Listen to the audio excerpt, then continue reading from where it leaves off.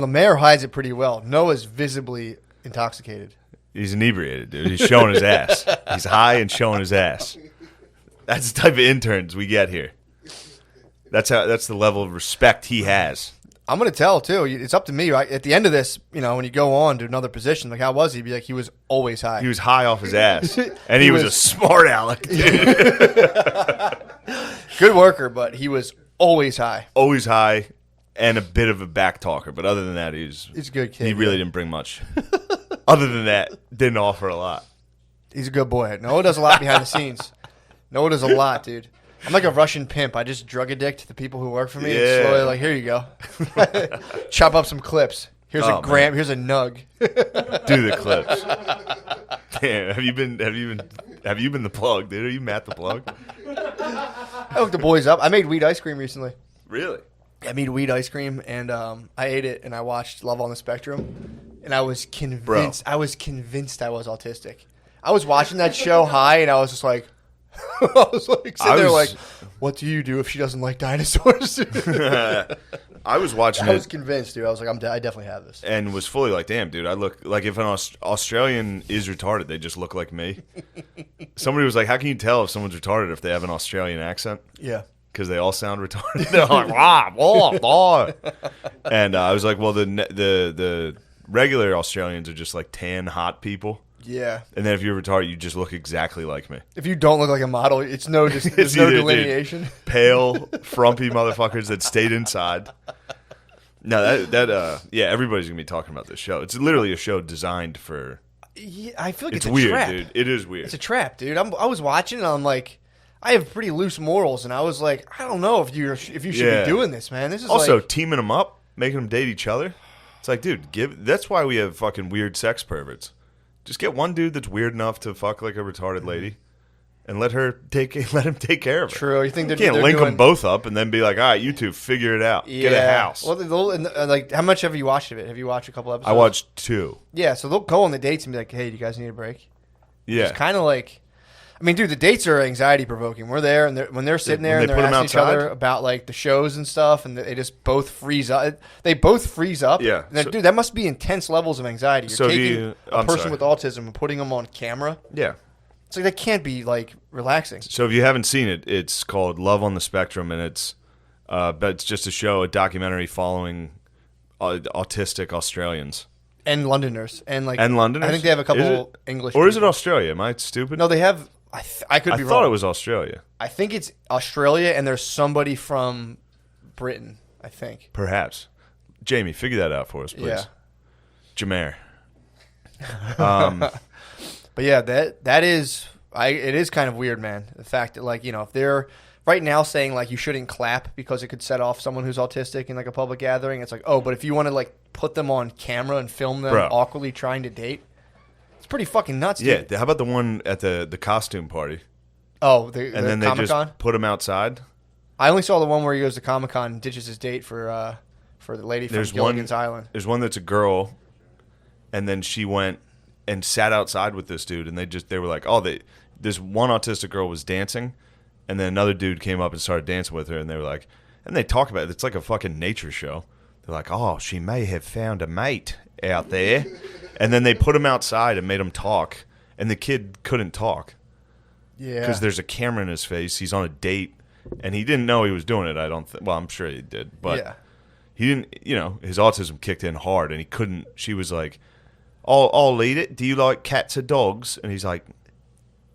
Oh, I saw that. When she was like, I have a cat. He's like, do you have a cat? And he's like, yes. Yeah. I do. Yes. It was like, holy shit, dude. Yeah, that was very uncomfortable. And then it's like, that guy, I don't know if he got paid. And now his family just has to be like, holy fuck, dude. We'd send him to the dance. He ended up on Netflix. Yeah, like having like a slight nervous breakdown. Yeah, being on TV, just like, I have a cat named Gertrude. Yeah, man. Like, holy fuck. Yeah, that was probably one of the most uncomfortable parts so far. He mean. Freaks out. And he just goes like, oh yeah. That was the best part. She's like, should we go inside then? He's like, oh yeah. Yeah, man. I can't. I don't know how Netflix is getting away with this right now. It's just. I mean, again, I was giving it the benefit of doubt because I want to watch it because I'm like, this is kind of interesting.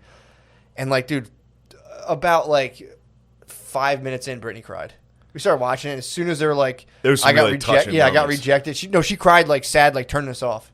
She's like, well, I went on the hot one date. one. I went on, yeah, the one. The hot one kept getting rejected. I went on one date, and someone said they didn't want to associate with someone like me, and just looks into the camera, and Brittany was just like, Yeah, I was that's... like, no, it gets better. Come on, Andrew told us. Let's get like sit through this. No, it's funny. It's funny. You gotta. It's part of the formula. It has to be kind of dark, and then it gets, Yeah, the one dude's a real... Michael, I think is his name. That guy fucking rules. Love that guy, man. That guy rules. He's like, when I pass away, I want people to approach my wife and say nothing made him happier than his wife. Dude, The parents are like, what the fuck, dude? Slow down. Dude, this is your first date. Everyone's parents just laugh. That's the other thing, too. Yeah. It's just their parents laughing at them. Because, like, they say the weirdest Yeah. shit, and you have to just be like, ha, ha, ha.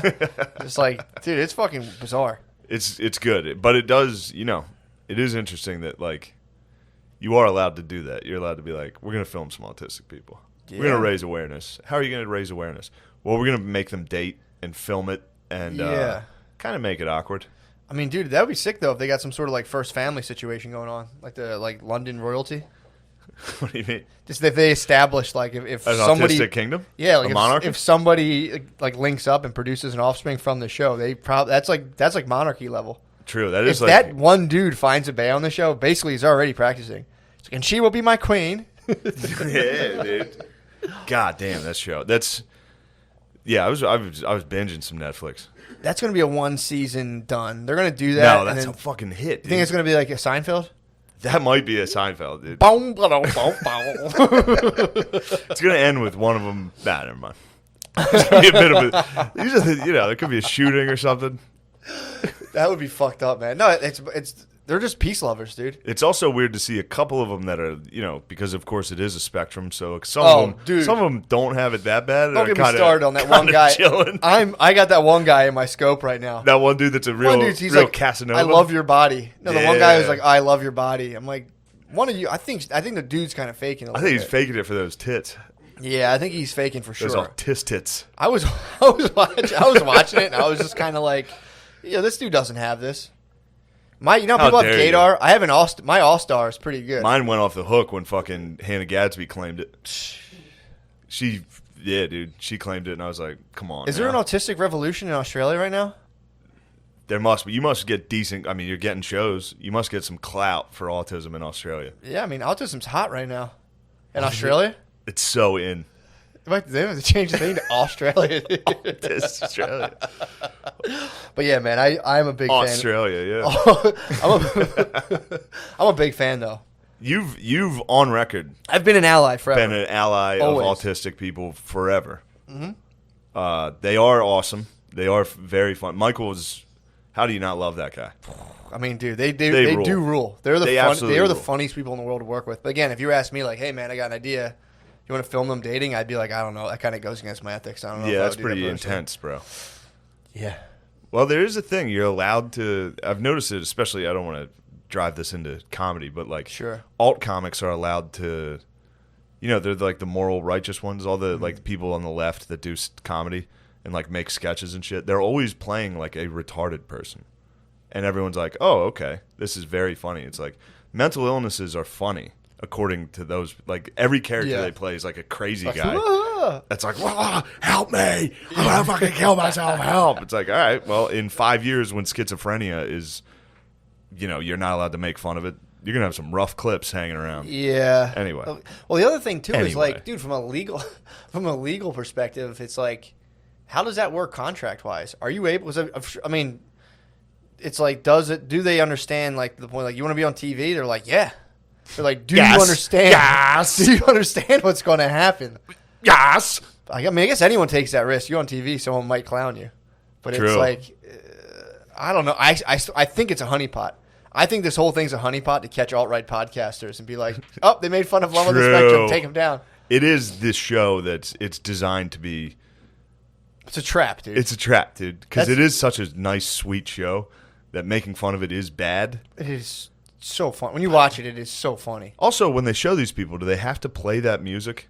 That like almost like comical, like stringy, like I don't know. Next time you watch it, listen to the music Like they a play. string band kind of thing? anytime they like show an autistic dude like walking around, it's like blong, blong, blong, like this music while this guy's just going about his day. It's like, come on, man.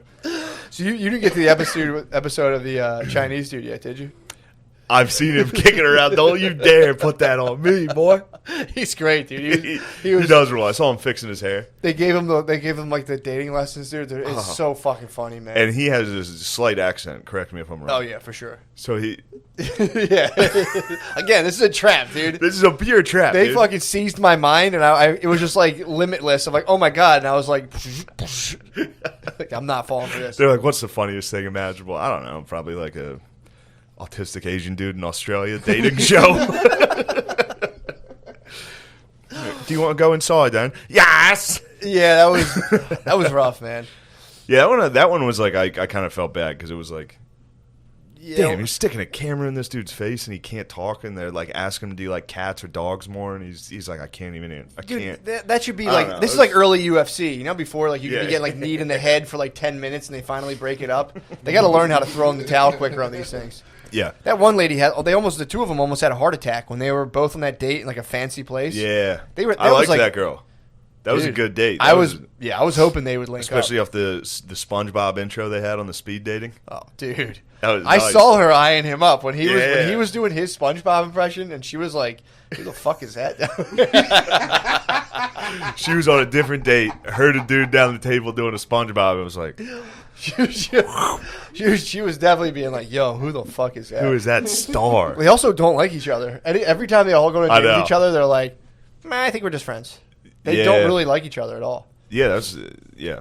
Except that one dude. The dude who drives the bus, is he the one that loves her tits? Yeah, He's driving buses? Come on now. I mean, dude, he's kind of that guy's kind of fraud. I'm not gonna lie, that guy's kind of fraud. I didn't want to say it, but it's like I watched that and I was like, I think this dude's. Think he's fraudulent? I think he's in autism for the wrong reasons.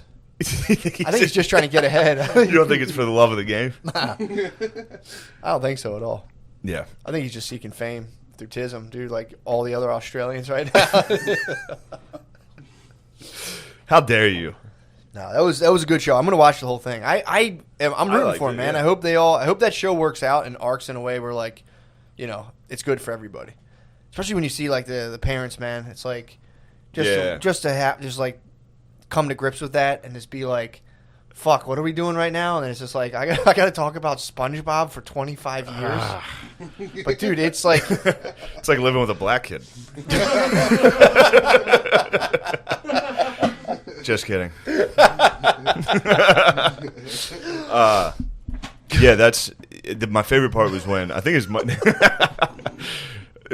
name's Michael, right? The main kid. He like responds to his mother like he's like he literally sounded like a general in the Revolutionary War. She's like, well, what if you don't find someone you want to date? And he's like, I will not accept that as an answer. I was like, yes, dude, get pussy. it is sick how they'll like really do. And again, this is why I think I have a little bit of autism.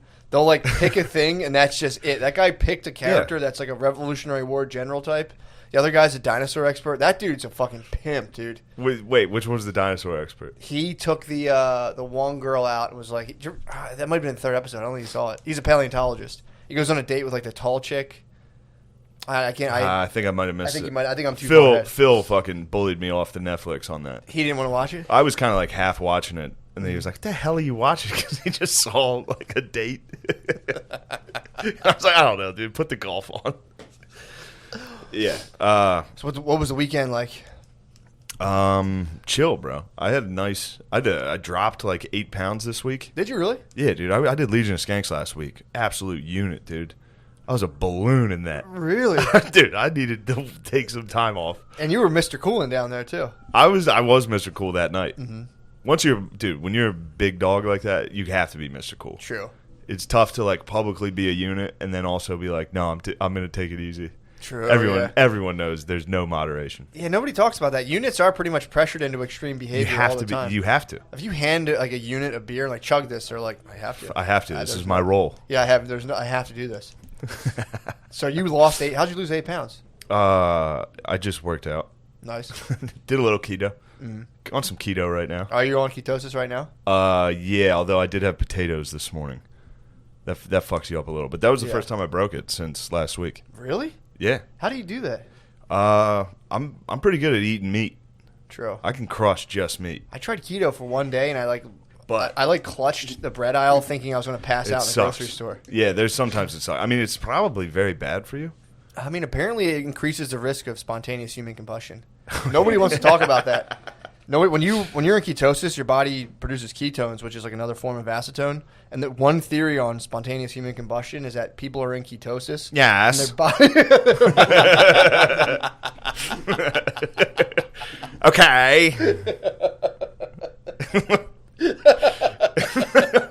Sorry. No. You gotta start doing that to people. Yeah, just while they're talking. Yes. People explode. Ketones and I think that's what happened in Beirut. I think there was a whole bunch of people in keto at a disco and they exploded. I think dozens are dead, actually. Really? What happened? Beirut, the disco got bombed? You didn't see that? I saw the headline, but I had to look into it was Eminem riot. Apparently, it was a fireworks factory, but slash nightclub. I don't know. It was like a waterfront fireworks factory, if that's what it was. What? In which case, like, even if someone was playing like Sim City, I'd be like, why the fuck would you put it there? Like, there's no way this city out of. So there was a firework factory. Yeah. Like the old Acme factory. Yes. The Acme factory was next to the discotheque. Dude, did you see this explosion? No. Holy fuck! Was it pretty bad? Hold on, it's enough that I'm going to actually show you during this. I saw that in the news, and I scrolled down to the allegations Da Brat is putting up against Eminem via Mariah Carey. I saw Beirut explosion, and I was like, I looked down, I was like, Da Brat reveals intimate Eminem things about Mariah Carey.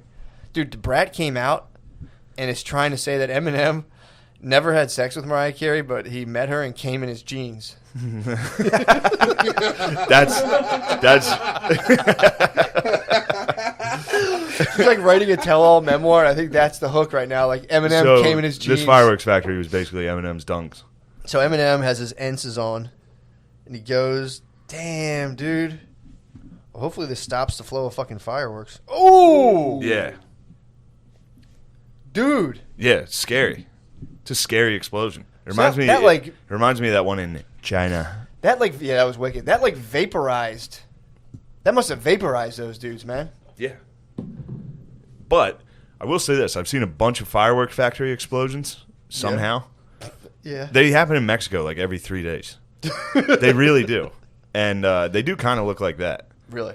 Yeah, but that's I don't know. It's a bomb. It's a fucking it's bomb a factory with all explosives, and you can kind of see fireworks going off before it explodes. Yeah, I saw the little sparklers. I saw the snakes and sparklers going off. Sparklers went first. 12 but people? Yeah, I saw like some lady from the BBC immediately was like, there was a missile strike in Beirut. Just tweeted it out immediately. What? Like, what are you doing? From BBC? Yeah. Are you not allowed to do that as a journalist? It was her personal account, but still. Dude, and then I saw another lady that was like, my family lives in Beirut. I contacted them before posting this, and then posted something.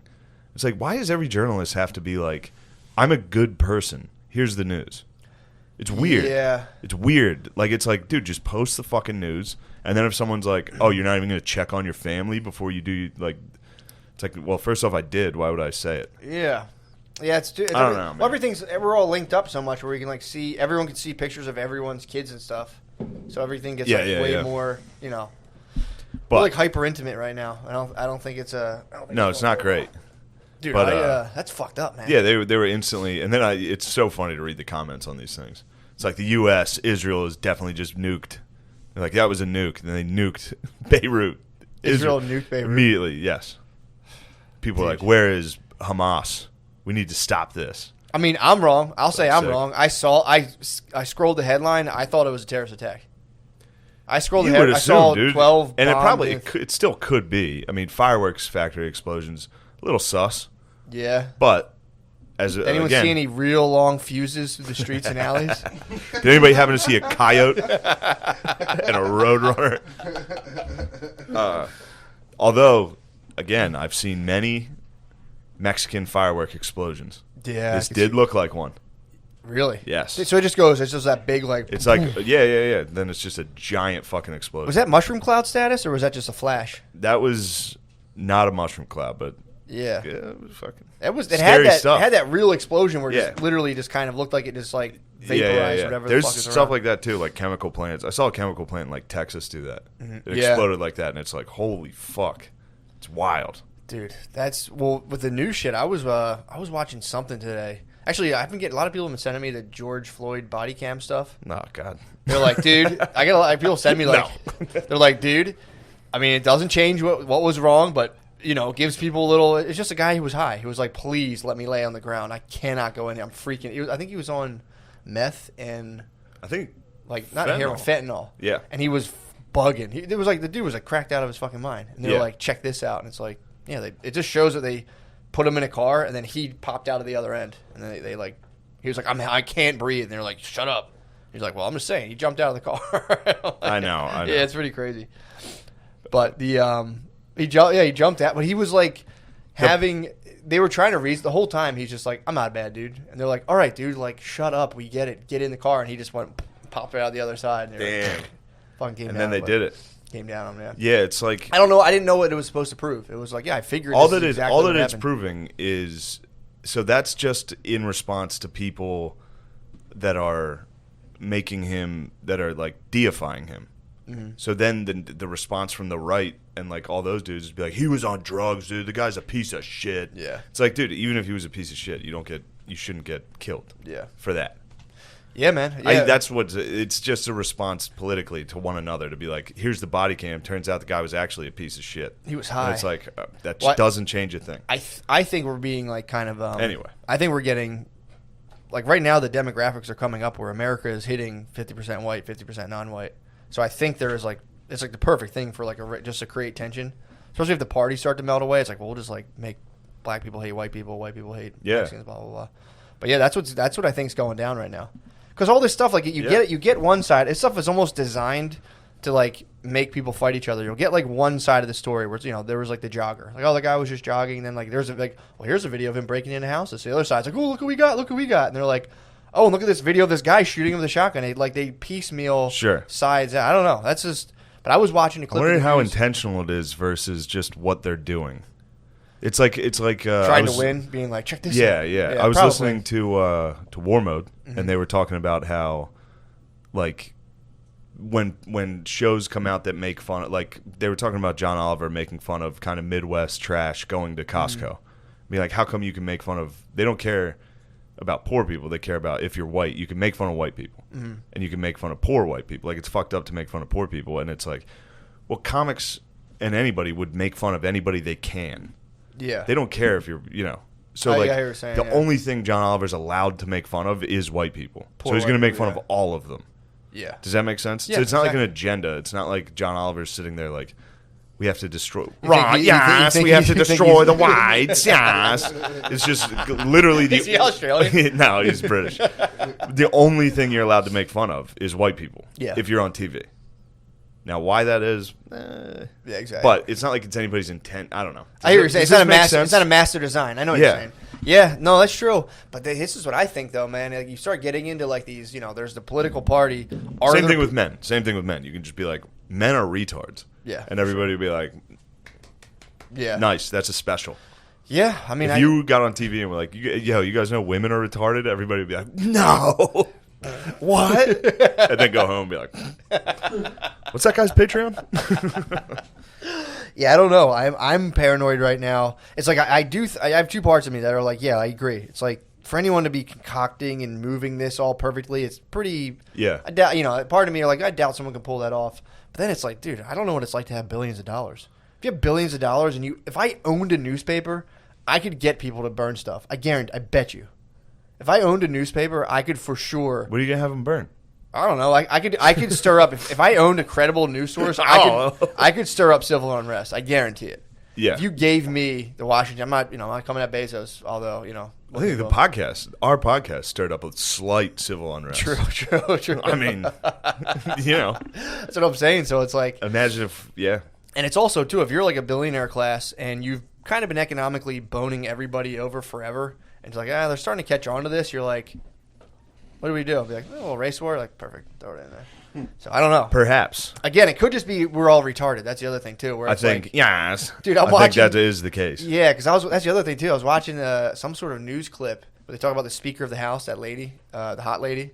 Sick move, by the way, by Trump. He was just no, she's not the Speaker of the House. She's the press secretary. Press secretary. Yeah. Sorry. So she's not the SPOTUS. She's the press secretary. So she, it was just like a clip of her getting interviewed by a Fox anchor, and they're now like they name other journalists by name. And they're like, oh, who that guy? Yeah, he's kind of a dick. Anyway, and it's like they'll sit there and kind of attack each other and be like, yeah, I met him. Real tough guy on the camera, turns it off, and he's like, oh, hey. Like they sit there and like now they're like actually attacking each other like ad hominem. It's just funny, man. It's like that's where people are getting informed by being like, that guy is a fucking dick. It's just like, what the fuck? The hot chick rules, though. She rules. I mean, I haven't even really watched her once, but I saw one clip. I looked at hot ass pictures of her. Yeah, it's just her. It's just someone that can be clipped up. I mean, think about this. Is she someone who can just be clipped up and to go viral? Yeah. It's like, you don't think they have strategy like that? I think so. So it's like, I don't know. For sure. But either way, not to get off topic, but we had no topic. Not the sidebar. No, we're talking about Australia's autism explosion. Damn. And they have kangaroos. You'd think autistic people would fucking love kangaroos. It's like a good, weird animal. I saw some kangaroos. How'd you feel? This weekend. You saw kangaroos this weekend? Dude, I was surprised. Brittany took me to the safari park at Six Flags. Dude, it's a fucking nightmare, man. Because I got a surprise. I was like, all right, cool. Oh, that's. She drove me to the safari park. Dude, that sucks. Well, they usually hop in like a cool like a bus military vehicle, but because of COVID, you just drive in your car. Yeah. So you just sit in like bumper to bumper traffic, and like every and a zebra will walk up to your fucking car, and you got to hand it like dog food. Although you're not even allowed to do that. You're not allowed to feed it. You get to keep your windows up, dude. It was so bizarre. I pulled up, and there's a lady in a booth to come like scan the ticket off your phone. You keep your window up. And you just hold your phone to the window, and then she scans it, and she gives you a thumbs up, and you're like, yeah. It's really, dude. I did the safari thing with my ex. Did you really? Yeah, that was back when you could feed the animals, though, pre-COVID. Somehow you're not allowed to feed animals during COVID. Is that what it is? You used to be able to feed those animals? Yeah, they used to give you a bucket of food. And those fuckers will stick their head. That's why they all walk to the car the whole time. I was going to say, I was like, what the fuck's the point of this? They love coming to the car because everybody feeds them. You went to the Six Flags Safari Park? No, I went to a different one in Virginia. But it's the same. They're all the same, dude. Yeah. They're all the same. It said do not feed the animals. It was like strictly don't feed them. Really? Dude, I was like, we were driving there. I'm like, dude, I would have picked up some meatballs and threw them to the tigers, dude. That shit would have been fucking tight. All right, wait, there are tigers out there? Dude, so. All right, you couldn't feed there. Never mind. Yeah, there was tigers. Well, if you pull in, it's just like ostriches. Like fucking deer, some bullshit. At first I pulled in, I'm like, all right, what is this fucking nonsense? And then, as you get in, the animals get a little more exotic. You start getting, it ends with monkeys, which, could have thrown them some walnuts or something. That would have been tight. That would have been fun. But yeah. Brittany wouldn't even let me put my window down. She's like, put your window down. But she was such a rollmeister, dude, the whole time. You can't put your window down. I'm like, dude, let me just see. I hate when bays are rollmeisters. Let me see if I can communicate. And then they turn on you. They side with the rules over you. They'll get mad at you for breaking the rules. Dude, it's unbelievable. I was actually pretty close to a monkey, and I wanted to just like say what's up. What were you gonna do? I was gonna just try to make, like, you see a dog, you make noises, try to do like, or just like communicate with this. I was gonna go like and like see what if it would like come move towards me, but why? What noise was that? I don't know. I'm just making like wild, just random noises. Yeah, noises of the wild. Shit like that. That might have worked. That'd grab a monkey's attention. I would, you think? You would think. I come put my window down. But yeah, it was miserable, dude. It was it was fun. It was one of those things. It's an activity, and it's just kind of like it's a fun activity. Yeah, you go on, like, oh, it's cool, and you sit and like bumper the whole time. In my head, I'm like logistically, like, all right, so we're bumper to bumper. People are trying to like, because if you're on one side, the animals are on that side. Then by the time you try to like, you'll be on the left lane, but then the animals will be on the right lane, and then you got to try to like cut into like traffic. It was pretty ridiculous. Horrible. Pretty ridiculous, man. Yeah. My sciatica started acting up. You have sciatica? Yeah. If I sit too long in a car, might get sciatica. What's sciatica? It's just it's a nerve that runs all the way from your back all the way down your leg. Yeah, it's just this humongous nerve, and like if I just sit for too long, I'll just get like shooting pain down my leg and stuff. Really?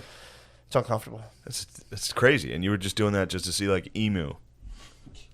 And you saw a kangaroo. Ostriches, kangaroos were being a little lazy. They were just kind of laying in the shade. They weren't doing much. That's the other thing too. It's like you should be able to like throw like poppers or something at the end, just to like get them rowdy, get your money's worth. Yeah, that's what that's what like an air horn, just like a zoo in China. Dude, they were chasing a zebra to try to get out of the the zebra area. Actually, one of them did get out into like the other roamed into the other area, But when the animals would get where like they didn't want the animals to be, there was just trucks everywhere. By the way, they have like Dodge Durangos that drive around the animals, and the Dodge Durango just started tailgating a zebra, like pushing, literally like an inch from its butt, just like pushing it back towards the zebra. It was kind of mean. I was watching, like, I don't know if we're supposed to be doing this.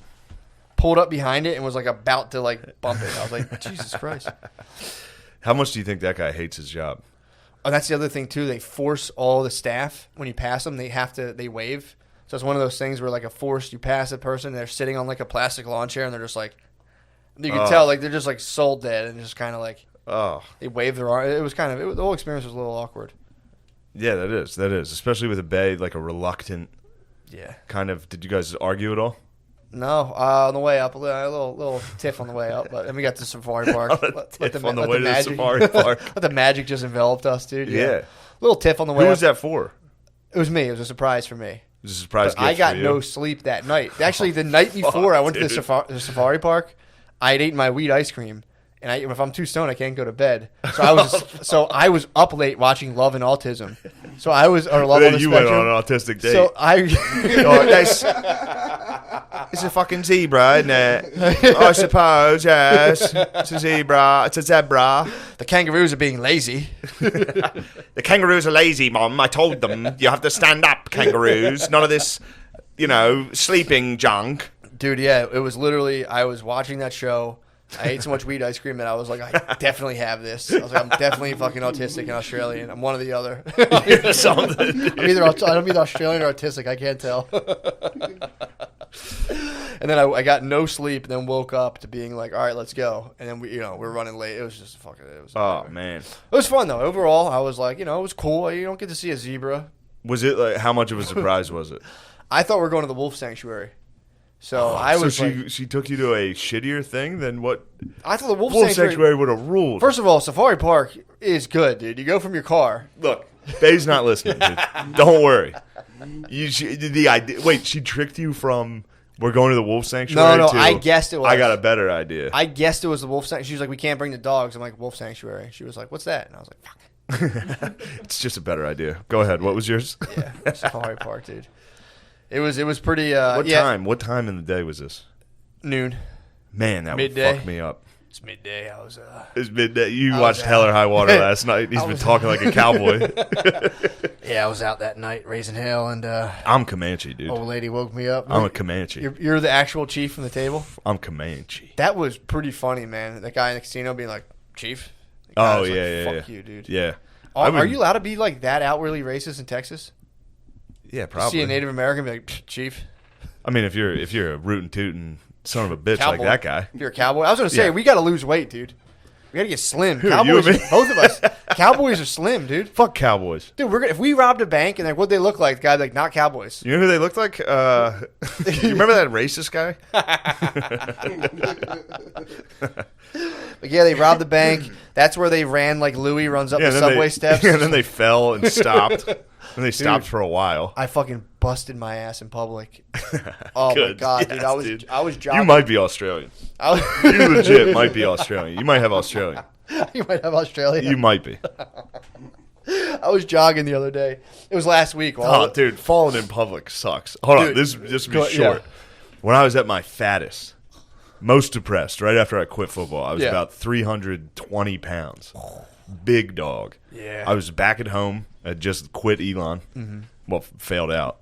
I went to get the mail, and then when I was walking inside, I rolled in the front yard, dude. Rolled my ankle on the sidewalk and fell into the front yard. What were you wearing?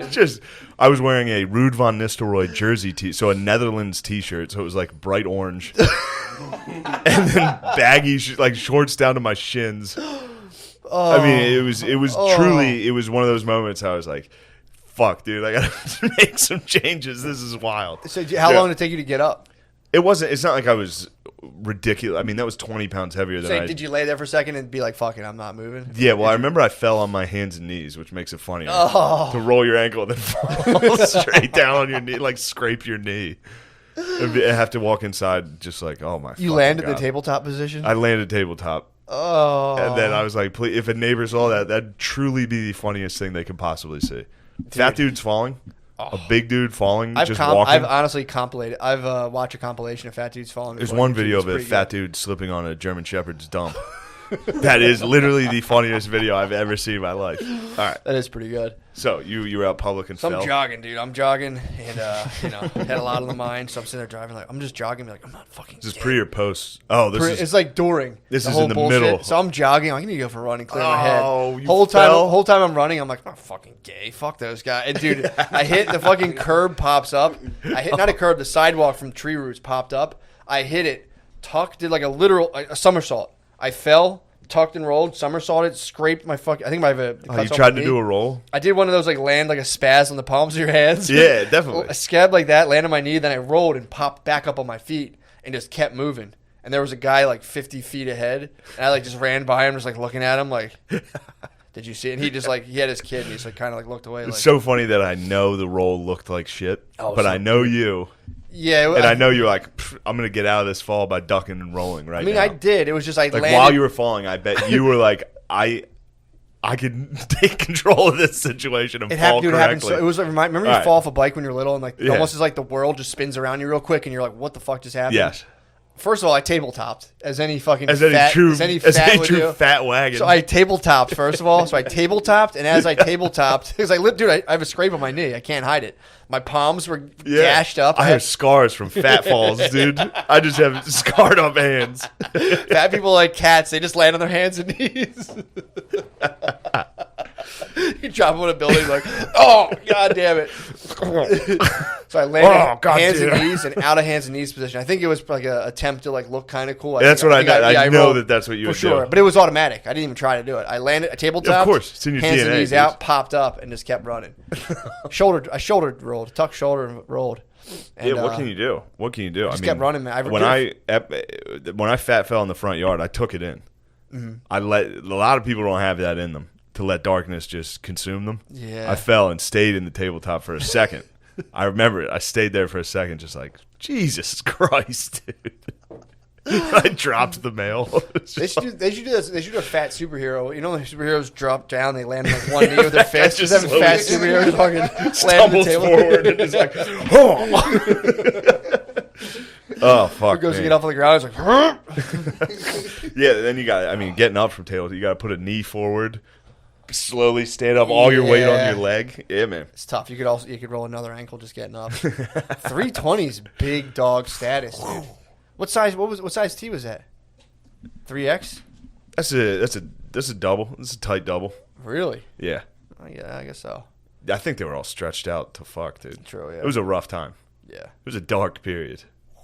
That's your body's fighting like the washing machine. Your washing machine will shrink the shirt, and then your body will be like, I don't think so. Bud. Yeah. I don't think so. Nice bud. try. Yeah, that was. I mean, that's what happened. A lot of football players get very fat. Like I was eating like I was still playing football. Yeah, but just not like with football. You work out all day, every day, and then all of a sudden you stop working out entirely, and then you just keep munching. Happened to me in 8th grade. Yeah. I ate like I was playing football and I quit. You were down there eating pizza rolls. Yeah, dude. I got big. I got real big. You became a young wagon. Dude, I got a podcast recommend from my mother-in-law recently. And it wasn't for me, it was for Brittany. But it was one of those things where it's like the girl in the podcast, it was like a mom sending a letter to her daughter who's black and Cambodian. What's it called? Good white parents? No, because I don't think these parents are white. Oh, okay. Yeah, no. I just saw a very popular podcast called that right Good now. White Parents? I think it's called that That'd right now. That'd be an interesting title because I'm pretty sure it's a black lady. But that's probably hilarious. not it. That's just called Good White Parents. But yeah, so she was like, my mom wants me to listen to this, and I'm sitting at the table. I'm like, yeah, put it on, whatever. Dude, it was. So you go on. It's like whatever I forget the girl's name. Say it's like Lana. It's like Lana. This is your mother. I love you. It's like boom, boom, boom, boom, boom, boom, boom, boom. Hold on. What's the matter, Lemaire? Nothing. Tell me. What's the problem? I saw you press a button, and then you looked like you were in a fireworks factory in Beirut back there. Some guy hit a button, and it was just... Because we left on the mic. I left on the mic, and we were laughing, so I don't know okay. I wasn't saying anything. No, that's okay. Yeah, I bet Noah's bitch ass was back there conspiring against me. No, nobody was conspiring. You sound stupid. There was no conspiring. You fucking snakes. How long was the mic on? Probably for like 10 minutes. Hey, you guys are pretty quiet. I mean, that's what you get when you hire two high guys. Two high boys back there. I'm sorry to interrupt you. I couldn't. No, that's true. The high panic I just witnessed. True. He literally was just like. And I was like, dude, did he not record the episode? Like, I was just. He had like a level 10 stone freak out. It's like, oh. Did we record that? Oh, fuck. Noah. I don't know, man. Fuck, dude.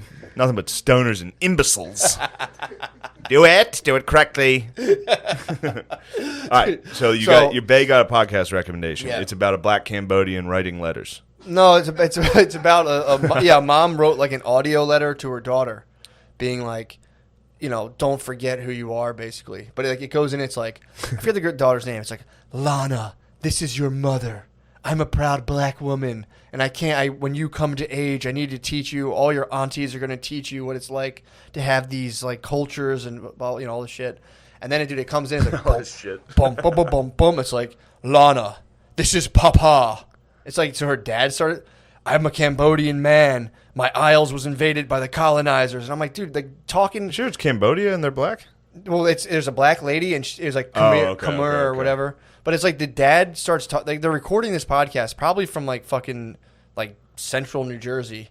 And they're talking like they're like the sky of the Lion King. The guy King, sounds dude. like the sky from the Lion King, where he's like, I am your papa. Yeah. Your people are that of the Khmer clan. I'm like, dude, what the fuck? What are you guys doing right now? Oh, my God. She's probably in like middle school. Like, what the fuck Well, are the problem parents? is if you're – so – It's an Asian dude in a dashiki. Well, I was like sitting there eating my breakfast, and I'm like, Jesus Christ. But he's like, what? I'm like, this is just like – if I were to raise my kid and just be like, you know, or like my grandfather, if my grandfather had like done his racial takes back you're Irish. We're going to teach you the ways of step dancing. Yeah. And, you know, that's pretty much all we do culturally. It's like, like, Maya, your grandfather came here, became an alcoholic, and slowly drank till he had dementia. Never forget that. He worked hard and then also hit his wife and then died at 50 of a heart attack. This is your ancestry. But yeah, it was just like, I was listening to it. I'm like, I don't know. Maybe it's just built into like people who are Irish to not do that shit of like, have you ever heard an Irish person legitimately be like, yo, the fucking British? You'd be like, dude, shut the fuck up. What? I've never heard. You'd never take it. If an Irish person claims oppression. Yes. If I actually was like, fuck England. Yeah. Or being like, dude, well, obviously England fucked me up. It's like, you know, obviously it was a long time ago. Yeah, I mean, I'm still traumatized. But dude, PTSD from... Well, you can get in. I was reading this thing for school way back when they talked about like intergenerational PTSD, where like if your grandparents experience trauma, you can get like subconscious flashes of trauma, like trauma and stuff. Dude, I don't think they understand how the world works because all of our grandparents had trauma. Pretty intense trauma, I would imagine. Yeah. Especially their parents. Yeah. You keep going back, dude. All right, sorry. Well, yeah. So this was the funny thing. It's like, you know, I get the intention behind it, but racial takes tend to not age very well. So it's Heard that. Yeah, exactly. Exactly. So it's like the racial take technology gets like drastically updated. Yeah. So like imagine if my parents have done that and been like, here's all of our racial wisdom we bestowed to you on a public platform. By the time that child who's like 2 comes of age and is like 20, your takes on that are going to be like wildly outdated and strange and weird. Yes. The chances are their kids won't be like, your people, like they got caught up in kind of this weird, like this kind of like a Pan-African movement. Yeah, not even that. When was it? Like the 80s? No, this was like this just came out. But I mean, when did they record all that? Now, like this just happened. Oh, they're making it now? She just did it now, and her daughter's like really, really young. So she's like, by the time you come of age, I'm bequeathing you this wisdom. It's just her being like, her dad being like, your people come from Cambodia, oppressed by the colonizers. Dude, it's like fucking crazy, dude. It was, you know, again, yeah, that's wacky people. It was strange. But it's also, I was just like, dude, turn the shit off, man. I don't know, you know. The idea, I mean, it's also, too, like, you got to think from as a podcaster, they're trying to get views, too. It's like, you see, like, what gets a lot of views here? If I talk like I'm, like, you know, in, like, a hunter-gatherer thing, like, your people long before you came. It's like, dude, you live in fucking, like, Sewell, New Jersey, dude. It's like, stop. Your people before you worked the Radio Shack. It has since been closed by the colonizers. The colonizers actually opened it, but they also closed it. Yeah, man. I listened to it. I was like, please turn this shit off, man. I was like, I can't listen to this fucking Bro. thing. But yeah, that's gonna be funny to have to dude. Imagine if your grandparents were like, Shane, here on a public forum, like, here's how we think about race. Go for it. You'd be like, oh Jesus, oh Jesus, oh Jesus Christ. Just be my grandma being like, I don't like that Tiger Woods. I'm like, why? There's something about him. I like all the other golfers. R.I.P. It's also funny how R.I.P. dude. Oh yeah, true. R.I.P. She did fucking hate Tiger Woods. Dude, it was so funny. I mean, it was in 97, I think, when he started blowing Was up. this before sex crimes? Or not Pre. sex crimes. Oh, she hated him pre being he was Flanderer? being exactly who he should be. Yeah, being a flanderer. God, I can't believe I was gay about that. Tiger That might be Woods? my biggest regret. Really? Is like being like, man, fuck Tiger Woods for him having Dude, sex. your grandmom laid down the emerald tablets for you. I know. She laid She's down. like, someday, son, you will hate Tiger Woods. You won't know why until it is revealed. The prophecy speaks that one day will be a black golfer. There'll be a And Nubian golfer. It's going to ruin your day for no reason while you're just hanging out. There will be a golfer from Nubia. Impossible. Impossible. What will he do in the sand? Yeah, the fucking Yeah, dude, it was painful to listen to this thing, or just to getting. I've gotten roped. Like I had to go to the safari park, sucked it up, and I did it. Dude, that guy might be like, "What are we doing today?" Be like, "Do some research on Cambodia on Wikipedia. We're gonna play a drum beat, start talking like we're inside of like a real like clan." Cambodia. We did fuck them up in like the 70s. It was I think the 80s. We like just in the fucked 80s them they up. fucking rolled out. Who did that? America. They got a little England? fucked up. We fucked them up in Vietnam a little. Right. Yeah. Yeah, we were giving them what They for? came in the 80s. We gave them what for? Yeah, they came in the 80s. I think, could be wrong, I think the North Vietnamese were hiding in Cambodia. Mm-hmm. And because we didn't have we weren't allowed to bomb them. So then we just bombed them. Like, we pretended it was a secret. Yeah. Well, I mean, everybody down in, everybody has a bad history. I'm just wondering. Theirs is pretty recent. I wonder what, yeah. They got rocked. I heard it was. But they got rocked in World War II. The Chinese came down there and gave them what for again. Then the Japanese came down and gave them what for. So they got it from everybody. And then the American came down and gave them what for. See, it's consistent. So everyone was giving them what for. Everybody gave them what for. At which point you got to be like, all right, step your game up.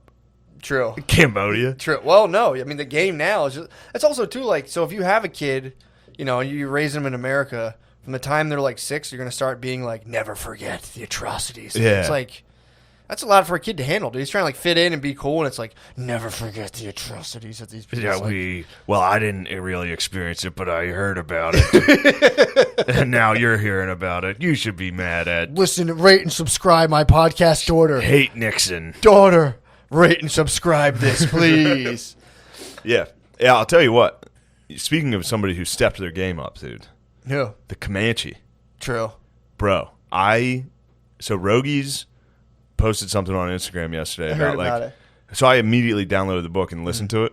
I'm like halfway through it already. Did a lot of driving last night. Yeah. Bro, the Comanche were, you want to talk about some bad hombres? Were they really? Bro, every time I listen to people talk about, it's crazy. If you do any research into actually what Native Americans were doing, it's nuts. Dude. Well, the Celtics were who were here Celts were first. fucking... Celts were here before Native Americans were gone. No, the Celts were actually even mentioned in the book as also being complete savages. Really? Yeah, so it's a pretty simple explanation for why Native Americans were fucking fired up, rowdy boys. Yeah. They got agriculture about 4,000 years after Africa and Asia, and therefore Europe. So they were on the exact same trajectory historically. Like, they just started building pyramids, they just started getting societies, but they were 4,000 years late. Gotcha. And then they run into colonists. True. Yeah. So that's what was really interesting about it was they were hunter gatherers. They were from the fucking Stone Age. Yeah. Running into today, essentially today. It was like 1800s. Future men. Yeah. So then you'd run into this tribe of dudes that were living like cavemen. Yeah. And they'd be rowdy, dude. Obviously, they're going to fucking throw shit at you. The T levels are high. T levels are out of this world. I mean, dude, I was, up until a certain age, if I went to a movie theater, I would throw shit at people. Like, I would sit in the back and throw candy at the screen. Like, pretty recently. Yeah, that's actually very funny. You sit in the you back. Get a gummy bear stuck on there? Oh, Come dude. on. Or if you sit in the back, and as soon as it goes all dark, you just go, boom, and you wing, and it goes, bap, and you hear it just go, pop, pop, pop, pop, pop. I would always try to fart as loud as I could at the quiet parts in a movie. That's the Like, if you best. can anticipate a silent part. Dude, it's the best. That's very Comanche of you. That Pretty is much Comanche. enemy of everybody, dude. I've been enemy of everyone. Lord for of a the long Plains. time. Lord of the Plains. Dude. Bro, let me break this down Break for down you. the Comanche. The Comanche fucking rule. Mm-hmm. They absolutely rule. They're ugly, short, shitty people that everybody crushed. So they came over, historically on the land bridge. That's where, how all people came to North America. The Bering Strait? Yeah. So they were up there. Go on. So they were up in the Rockies. They were up in the mountains. And then just forever they had been pushed down because they sucked. Yeah. Comanches, of everybody, were like, even amongst other tribes, they were known for their bad hygiene. They sucked. They were short. They never, so we see like the Northeast Native Americans is like, that's like what's on. Yeah. That's what you see is like these tall, slender, fucking athletic, sinewy, long motherfuckers. Yeah. These people were like more like Mongolians. Really? They're like short, squat, fucking brown, Yeah. like fuckers. Like Eskimos almost. They looked, yeah, exactly. But I didn't know that. they I were thought losing. Comanches were like No, jacked, Comanches ripped, were not like jacked. Dude. Jesus bodies. No, they were lads. Really? Comanches were pure lads, dude. What? And they were getting rocked by everybody until the Spanish came. Mm-hmm. Spanish, fucked around and introduced horses to North America. Horses were never there. Yeah. So all these different tribes got horses, and I think the Apache were munching them. The Apache weren't sure what to do with them, so the Apache were just crushing horses. They're munching. Yeah. They were munching horses. They're chopping them up. That was good eating for a little while until the Comanche, those old fucking pussies that everybody beat up forever, just somehow got so good at using horses, like best horsemen in the world. I mean, And dude, then just if you want to go let for the it- Mongolian theory, that's muscle. That's exactly what it was like. That's And genetic then muscle they memory. just let it rain on everybody, dude. Oh, after getting just shit on constantly. And not like they were even like there was no half of it was just for vengeance, like this for ancient vengeance. For like 1,000 years, they were just like fuck these people, and just Comanche. They they didn't build cities. They were nomadic. They just went around, and if you somehow came into the middle of the country, you got fucked up. And not just like oh you got it was their rules to torture everybody to death. Mm-hmm. If there were women, they would gang rape them and then torture them to death. Jesus, dude, they took this one lady as a slave and white slave, and they white slavery and we should have a little scoreboard. Every white slave on the crossbase. What's that about 18 million to 1? All right, here we go now. A little comeback, little rally caps. Here we go now. How about a little chatter over there? How about a little chatter in the dugout, whites? But this lady, she was pregnant when she was captured. As soon as she gave birth, Wait, the white lady? Yeah. She's in it. 2. True. Technically, that was 2. 2. Boom. Got another one. This was a quick one, though. Yeah. So she gave birth to this child. I think it was 7 weeks old when 6 Comanche men walked into the room, strangled it to death. But it lived. They put it back. They strangled it till they thought it was dead. Put it back in her arms, like gave it to her, like motherfuckers. And then it started moving. So they tied it to the back of a horse and rode it through cacti till it was ripped apart. They were wild, dude. Yeah. And like again, there's no redeeming. Like, the book tries to be like, well, they sang at night and they loved pranks, which was funny to be like, oh, they were dickheads when they were by themselves, which is really funny. But they were also the meanest. Yeah. Comanche were mean little dickheads. Nasty. It's fun to listen to. It's a really good book. Damn, dude, that's pretty tough. Yeah. Praise Rogies for recommending it. I read some of his posts, dude. He was in the sauna just bugging out on Comanches and being like, dude, it is a fucking like. It's sick. wild to read. I mean, dude, to start the idea of Rogan in a thing meditating and just being like a Comanche on a horse. Bro, he must have connected with the Comanches so that much. was my Dude, little favorite short, thing. tiny guys fucking riding horses. True, dude. Crushing people. That's probably why he's going to. Is the Comanches around Texas? Yeah, true. He might be being called. True. He might be called by that Comanche moon. I'm going to start a trust fund in Texas Midland. Damn, we're pretty much Texas now. I mean, I'm all about Comanches. You're about. I told you. Hell or High Water. Bay loved it too, dude. I knew Bay was gonna Bay love it. loved Love that the good cop in that.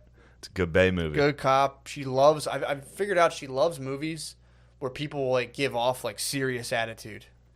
Like where that guy's just like, you motherfucking asshole, you sending me get beats the shit out, and she's like, oh yeah. Have you been tucking your t-shirts into your dungarees since you watched it? Sometimes. I know you always have. I tuck in every now and again anyway, but now it's like for sure. You have to. 100%. You gotta I'm losing weight right now. You gotta get a holster. If I do a crime, I want someone to be like, what do they look like? They're like, cowboy, skinny, lean, look like a cowboy. Frank looks like a cowboy. Frank does look like a cowboy. Cousin Frank looks like a cowboy. My family I got a lot of the Comanche genes in my family. My yeah, family's ugly, runt that everyone hates. Fat. Good, dude. Just get a horse. All I need is a horse. Fuck dude. them up. I'll go up the compound and just fuck everybody up. Dude, I'm so fired up on Comanche right now. Yeah. They ride. They were the ones who would like ride on the side of the horse when they were in battles. You know what I mean? Where Like, you ride on the oh, side, like, yeah. shoot. Dude, they fucking ruled. Fuck, man. And all they were about was raping. That's the Mongolian blood. They were just torturous rapers, dude. That's the Mongolian. And everyone's like, no, Native Americans were great warriors. It's like, dude, they gang raped prisoners and tortured them. Yeah, I mean, it would be like if you went to like the whatchamacallit, like the Celtic tribes in like Ireland and other words. It was the same party going on. Yeah, dude, just 1,000 years before. Celtic tribes thought they were from hell. Like they conceptualized heaven and hell, and they're like, yeah, we're from hell. We're the bad guys. Like we're from hell, and their day started. It was some kind of weird thing where like their day was reversed. I mean, not like I know kind of the day starts at midnight, but it was something like that. So they're on my clock. I'm still on that Celtic. Something like that, yeah. Where they were just kind of munch dinner right away. Just wake up and eat like a chicken parm sub. Yeah, when you were born, they would just cry for you. They'd be like, "Oh, dude, it sucks." And when you die, they'd be like, "Fuck yeah, dude, get out of You're here, back in the nether realm." So That's yeah, dude, cool. they were like nasty motherfuckers, man. Yeah, the Comanche, Matt.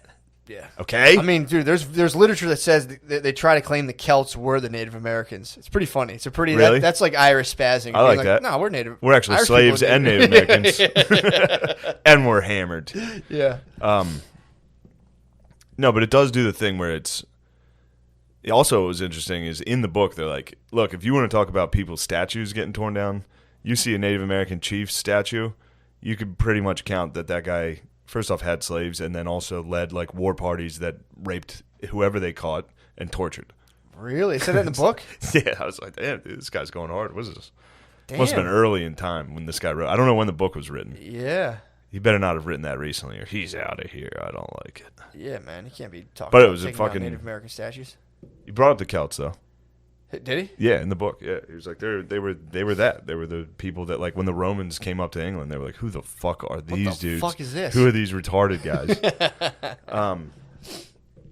Sick fucking book though. Definitely recommend. It's way better than War on the Run. I gotta peep that out. War on the Run's like the one I'm reading about Robert Rogers. Yeah. It's the most listening to. Pardon me. Same thing. No, Absorbing the very information. different. Very different. Having Pardon me. information go through the ether and into your brain. Pardon me. It actually might be audiobooks might be better. I don't think they are. I think I'll so. forget people's names and have to rewind 30 seconds to try to get the name again. I have laser focused. There's no chance you do, dude. I have like laser focused There's attention. no chance, dude. No, it's crazy. It's unbelievable how well I retain information. fucking hate I don't really retain information. I store it all in the ether.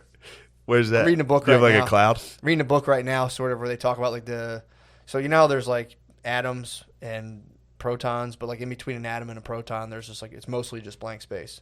And really, if you were to take all the blank space out of everyone's atoms and particles and everything, you could reduce the human population would fit within like a sugar cube. That's how much we are. I mean, you probably think we live in a solid universe, which I can understand you thinking, but it's not really the case. So so I like knowing all that, ideas are the same kind of thing where it's like we're living in kind of like not a simulation, but more of like an electromagnetic field that we kind of perceive as solid. But yeah, I mean that's just like I'd listen to a chapter. I basically know it verbatim. But yeah, go ahead, please. No, I'm good. No, you want to derail my awesome Comanche talk? No, I'm not derailing It's it. too late. We were talking audiobooks. I kind of forget the Comanche talk now. I had some other good points. It's in the field. It's in the ether. You have to channel it. Any idea you ever have? Oh, they did the goes same off into thing the ether. as. So I was reading I was listening Perfect. to I knew fucking you'd get back there. War on the Run, and it's very dry. It's very like they left camp with 3 satchels of blueberries, 6 gunpowder sacks, Count me 8. It's a lot. It's a lot to listen to. But then this one's just purely like They did the same thing though. The lady who was a slave to the Comanche, she beat the fuck out of the one lady, and the Apaches or the Comanches just surrounded her and were like, sick. And then she beat the shit out of the old lady who was also her master, and they were all like, all right, you're pretty chill. You can come hang out with us. Dude, they did have that. That's like a common string. Like if you were a Native American slave, all you had to do was while out. So you're saying if I were ever... You had to risk the worst torture known to I man. was about to say, yeah. So I wonder... So if I ever somehow... And again, I don't think this would happen to me if I got lost on the reservation, but if someone else If did, they get you. If someone... Yeah, if I was to be accosted on the If reservation... you get hammered at a casino... I should just start fighting people. If you're at a casino and the lights start disorienting Mohegan you, Sun, yeah. and then you get captured. You You can get captured. You could technically get captured. Yeah, bring you downstairs. True. So I should just start swinging. You should immediately swing. And if you're at a I'll casino and you're drunk and you happen upon a security guard, swing upon him. Dude. They'll do nothing but respect They'll it. respect it. You rule. That's awesome. Here's 500 in chips. Yeah, Get back out there. Like you're one of us now. I knew my bus driver's son hung out on an Indian reservation, and I used to always want to go there. Really? I heard they were dumps. Really? Nah. Yes. Our bus driver told us that his son was dating an Indian chick with huge tits, and I was like, damn it. He's like, yeah, they go all there. Fucking bus drivers rule. Smoke weed on the reservation all day. He's like, my son has it made. His girlfriend has big tits. She's a Native American. I was just like, fuck yeah, dude. Wow. Our bus driver fucking rule. I mean, a lot of our bus drivers, one of them definitely pissed hot. We learned and got fired. He's fucking shit faced. That rules. I think it was drugs. I think it was like opes. Yeah. I don't think it was alcohol. I don't think you can piss alcohol, but I just No, they test. They do a lot of pee tests on bus. They should have drivers. breathalyzers on Alcohol. buses. They do like a lot of random pee tests, but alcohol is the one that gets bus drivers because they're like, they can't do any other drugs really because I guess they could do some coke, but it's like alcohol will lose your system pretty quick. But like they catch those guys. You bust out some Adderall pretty hard. You can get some meth going. Yeah. Get a real Magic School Bus vibe. Be like, we're going on a fucking adventure today, kids. It's the law. Dude. They'll never fucking take me alive. I'm pretty sure our bus driver for like a span of like 7 years, not the one whose son was like killing him on the reservation. Yeah. This lady who was like actually kind of mean to us. I think she was addicted to opiates. Because she would drive the bus and then she like would work at. We would catch her at the farmer's market. Just taking naps. Yeah, well, she hit a fire hydrant one time and it literally like the water. She knocked it exploded? over and it shot up in the air. That's awesome. She was like, "Oh, I'm getting the hell out of here." She used to fart and blame it on the transmission. She's like, "Must be the transmission." What were you doing up front, smelling farts? Me and my cousin were sentenced to the front seat for the entire year. Oh, nice. I was afraid that you sat there, and that was going to change things for you and I. Nah, bro. I had to sit there. I was like, I was so cool very on the bus. They had respectable. a Hannibal Lecter me in the front. You must have been such a little dickhead of a kid. I used to go on the bus, and then like me, just to sign up the bus driver, we would like look up, and when she looked in the mirror, we'd look down, look up, and then she was like, "Matt and Pat, I'm not messing with you. Get up to the front." Yeah, they got that big. I haven't even thought about that thing in forever. Yeah, that dude. giant thing, so you can look at all the fuckers in the back. Chuck them. You like Chuck Bird. We like two of my cousins got kicked off the bus for throwing bird. That's powerful. Fucking chucking bird, mooning. Very, very Comanche. A lot of McCuskers got kicked off the bus. My cousin got kicked off. Lords of the bus. Lords of the bus, dude, for sure. Because we would just pile. There would be like 8 of us would pile Cuss on. Comanches. At the shop, we would pile, or at the bottom of our driveway, the bus would open up, and like 8 of us would go onto the bus, and it was just like, it was fucking sick. Out of that compound? Yeah. Oh, just the worst dickheads. We'd be wrestling down at like the bottom of the driveway, and the bus would pull up, and then or it would be like someone would be late, so like you kind of dilly dally because you'd be in view and the bus couldn't leave, and like someone would be kind of like, wait, hold the bus. And then but yeah, a couple people got kicked off. Chucking birds was sick. I used to do Napoleon Dynamite with an action figure on a stick. You would do that? Yeah.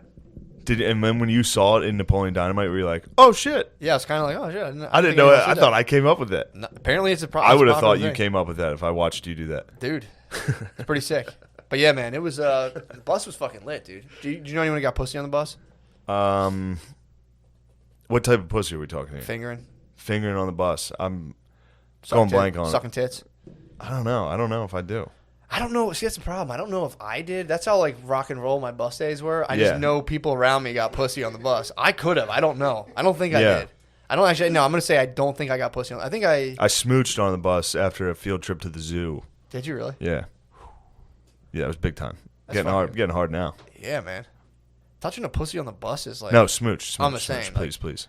I think I touched pussy on the bus. I'm not gonna pussy lie. That sounds like a pussy lie. That think it sounds was a like something feel- you I would think it was a remember. class I trip. remember a kiss. I could be stealing pussy stories from my cousin. You're stealing pussy. My cousin Valor. definitely touched pussy on the bus. I'm not gonna. Does he get like discounts at Annie Ann's now? You're stealing pussy valor. I don't know. First time I touched pussy, I was at the farmer's market. An actual dude that fingered pussy is going to approach you with a cell phone. True. Like, did you finger pussy on the bus, dude? You're like, yeah. He's going to be like, what was it like? You're like, well, I was 19. No. He's like, nobody was fingering pussies on the bus that year. What bus? Bus 3? No one got pussy on bus 3. Dude, they nail Australians. Australians always steal valor. They gotta let them do it, dude. Let the boys do it. They're at the mall in full regalia. And you have the audacity to approach an Australian and be like, you didn't serve. Yeah, Let man. the boys have fun. Yeah, dude, for real. I'm tired. Any Stolen Valor compilation is always an Australian. They should be drafted. Draft the Yeah. the autistics. That'd be great, dude. I mean, just for just like some Rudy action. Yeah, set when up- you're set up, up you like got a- ISIS on the run, send them in, get a sack. Yeah, dude, send him in. Look, we're winning, dude. Why don't you here? Take a shot. Take a shot here. Okay. Press this button. I mean, dude, you're talking about drone strikes. That'd be crazy. Get some of those boys on the sticks. Dude, the last thing you'd hear would just be like, who lives in a barnacle? You'd be like, what the rap? Yeah, that'd be their fortunate son. Be a drone playing SpongeBob. I suppose you have to die then. It's the rules. Sorry, you're actually dead now. Yeah, man. That's sick. No, I like that you're back on your historian. Bro. Back in your historian. A lot of people don't think about this. So when we kicked it, not we. It's another thing I'm trying to avoid. The fucking wees. The lying. wees. Oh, you're when talking it about comes- winners. Well, yeah, true. You're I just mean, it's lying hard for yourself me away. to not associate that. With winners. Which was pretty sick. In the beginning of the book, they're talking about, so the Spanish, look, I'm going to get in my bag here. The Spanish were there. Yeah. The French were there. Spanish were kind of running things, weren't they? Spanish ran shit forever Yeah. from like 15 to 16 or something. 17. Really? Yeah, French were popping off down there too. Mm-hmm. A lot of people, I think that's what Cinco de Mayo is about. It's a victory over the French. Oh, that's good. Surprising, That's right? why I celebrate that. Jamie, check that out for me. Cinco de Mayo's gotta French be got it. into Mexico? I believe it's over the French. I feel like the French couldn't handle Mexico. They didn't. The lads must have pwned them. The dude. lads were like, damn, you guys, you want to talk lazy? Bring out some Frenchmen. Yeah. So, Confirmed. thank you very much, Lemaire. Confirmed. Kill confirmed. I suppose it's been confirmed, yes. So the Spanish were in there, but the Spanish had they had conquered everything, all of South America, Central America, and then they were slowly making their way north. That's when they ran into the Comanches, or like those native tribes, the Apaches, the Comanches, and shit. Short And Kings. the Short Kings, the land of the Short Kings, and they started getting massacred and tricked and shit. What was pretty funny is the Apache were all of a sudden there's no record of what the fuck was going on there, other than you can see migrations of other tribes getting the fuck out of the way from the Comanches, which is pretty cool. Fuck. To be like, well, nobody wrote shit down. They were just wandering around in tents, murdering everybody for 1,000 years. Yeah. Well, not 1,000 because they didn't have horses yet. But all of a sudden there was a huge influx of Apaches running. Mm-hmm. And they're like, where the fuck are you guys going? The Apaches were like, actually, Spanish, we really like Catholicism. Could you please set up some missions in our territory? And so the Spanish were like, holy fuck, dude, we never thought you guys were going to say yes to this, dude. Wait till you see how awesome Jesus is. We're going to bring up some missionaries. This is going to be fun. And it was actually just a trick for them to put basically embassies in Apacheria so that when the Comanches came down and definitely murdered and raped everybody, they would kill Spanish people too. So that they would go to war with the Comanches. So it was a pretty funny trick from the Short King Apaches. Yeah. But what was nice about it was talking about the settlers. That's how America colonized it. Mm-hmm. Spain went in with missionaries, forts, very governmental, regimented, in intrusion into the land. The Americans just sent people. Dudes. Literally were just no forts, no missions, just people just building houses. Go check that out. Which, ironically, so the Mexicans invited settlers into Texas. Yeah. Which, eventually the settlers just took Texas. Yeah. But the reason they invited them there was to get a buffer zone between them and the Comanches. Really? So originally the Mexicans, which you hear people today be like, the Mexican-American War, it was another act of aggression from America where we took their land. Mm-hmm. Those fuckers invited us there so that we could be fed to the Comanche so they would stop fucking with the Mexicans. Really? And it ended up that the Americans were kind of rootin' tootin'. True. They're slim. They were like, bro, we'll fucking chill here. Well, we get raped and murdered every couple years? Whatever. Sick. Texas fucking rules. Texas does rule. That's when it became a republic, bro. Really? It's fucking sick. So they fought off they were like, they buffered, and then they probably figured it out and were like, well, yeah, or that they was, didn't, or they were just no, like, they figured it out. They figured it out. And, well, yeah, they kind of tamed the land a little, and then the Mexicans were like, why don't you give us that land back? Yeah. Like, why don't you come fucking take it? True. That's where that flag's from. Yeah. I think. Then the Alamo happened, which was a huge mistake. Does the Texas flag say it's like, fuck off, Mexico? Yeah, pretty much. But yeah, that's that was a funny thing watching Hell or High Water, that you start to think about how that you really had. It's like, and then these colonizers came. It's like, no, they kind of, white people threw they threw poor white people at the problem. Rich white people threw poor white people at the problem, and we're like, here, go figure this out. Yeah. And then, really, and that's what they're banking on, and that's what was cool in the book. It literally addresses like, the American approach to colonizing was like hope, like they'd just be like, here's some dude that's just land hungry that lives in Boston. That's like, I gotta get my family the fuck out of here. Yeah, we're going to the plains. they get burned alive. But it's also funny too how that still kind of goes. So you get the rich people who are like, "Yo, man, we got a good deal for you. Go out there and do that thing." Yeah. And I was like laughing the other day thinking about trickle down economics, how it more or less, it's supposed to be like, "Yo, like here's what you do. You just let us get all the money. We're gonna just send it back down to you guys." And it basically comes out as like, "All right, look, you guys are gonna be the best poor people. Yeah, we're gonna get you some change. I'm gonna buy some shit. Yeah, the change. Yeah, you guys coming to you. You guys get the piggy bank. That was like it's such a funny thing because it's like. Just that, because no one ever talks about super poor white people who've been poor for like generations. It's just like, it's like, oh, you suck up your fuck. If you go to like Kensington, you're like, suck up your white privilege. They'll punch you in the face because like they cannot get out of poverty. They're so poor and the shit around them is so fucked up. Like they're just not getting out. But it is funny and a lot of those dudes will vote Republican. They'll just be like, hell yeah, dude, I'm fucking blah blah blah. I don't know about in Kensington, but you'll get a lot. Kensington has a ton of Republicans. Does it? We're in a house right now, aren't we? True. No, it's fucking there's a guy that used to live by Claire that had a fucking full Trump house, dude. Yes, I saw something wild. Unless it's the same house, I saw something very similar. It has to be up in Port Richmond. I think No, she lived like right here. Okay, I saw something in Port Richmond. No, I saw something in Port Richmond that was just kind of like a "Don't tread on me" Trump house, where I was like, that's a real bold statement, dude. I mean, just be like, how don't you even come close to fucking with my house? My house rules. Oh, fuck everybody that walks by here. Well, it is funny they have psyop poor white people into that, being like, look, give your money to the rich people. But if you think about it, the trade off is like they just get to be the best poor people in the world. So if you're American and poor, you're in terms of like all their poor people, you're kind of crushing. Yeah, other than the healthcare. Other than the health, you don't really get healthcare. Although you kind of do. You do. You go to the hospital and you're like, yo, I'm fucked up. They're like, come here. And they'll stitch you, and they'll kick you out immediately. Yeah. Dude, Spud fell from like 30 feet with no health care. And they were like, can you walk? And he was like, all right. And they're like, yeah, there's nothing we can do for you. And they should have like Spudman's Comanche. Scanned his fucking brain. He's a Comanche. For sure. Absolute. For sure, dude. He might have been one of the French. Also, by the way, the blood meridian's not exaggerating. That's what I'm talking about. That's what that book's about. Of what they're up to? Hunting Comanches.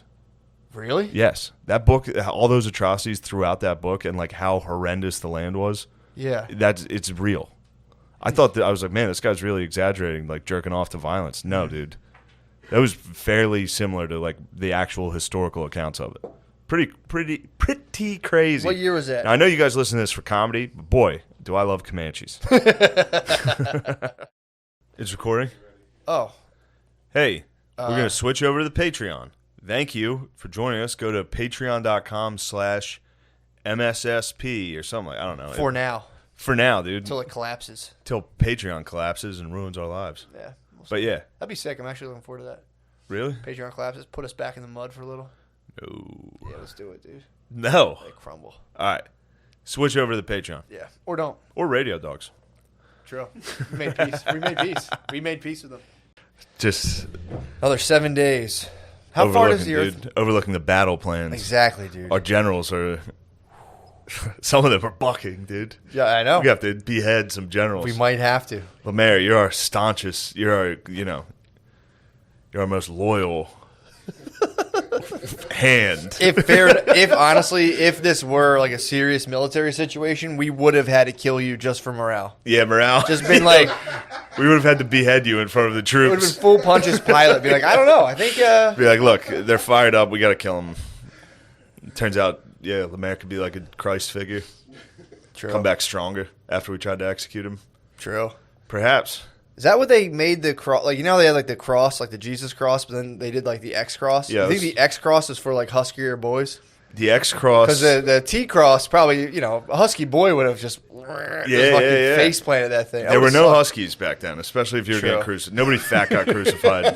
If you were fat, you were in control. True. Getting crucified was for pores. So that was not True. it.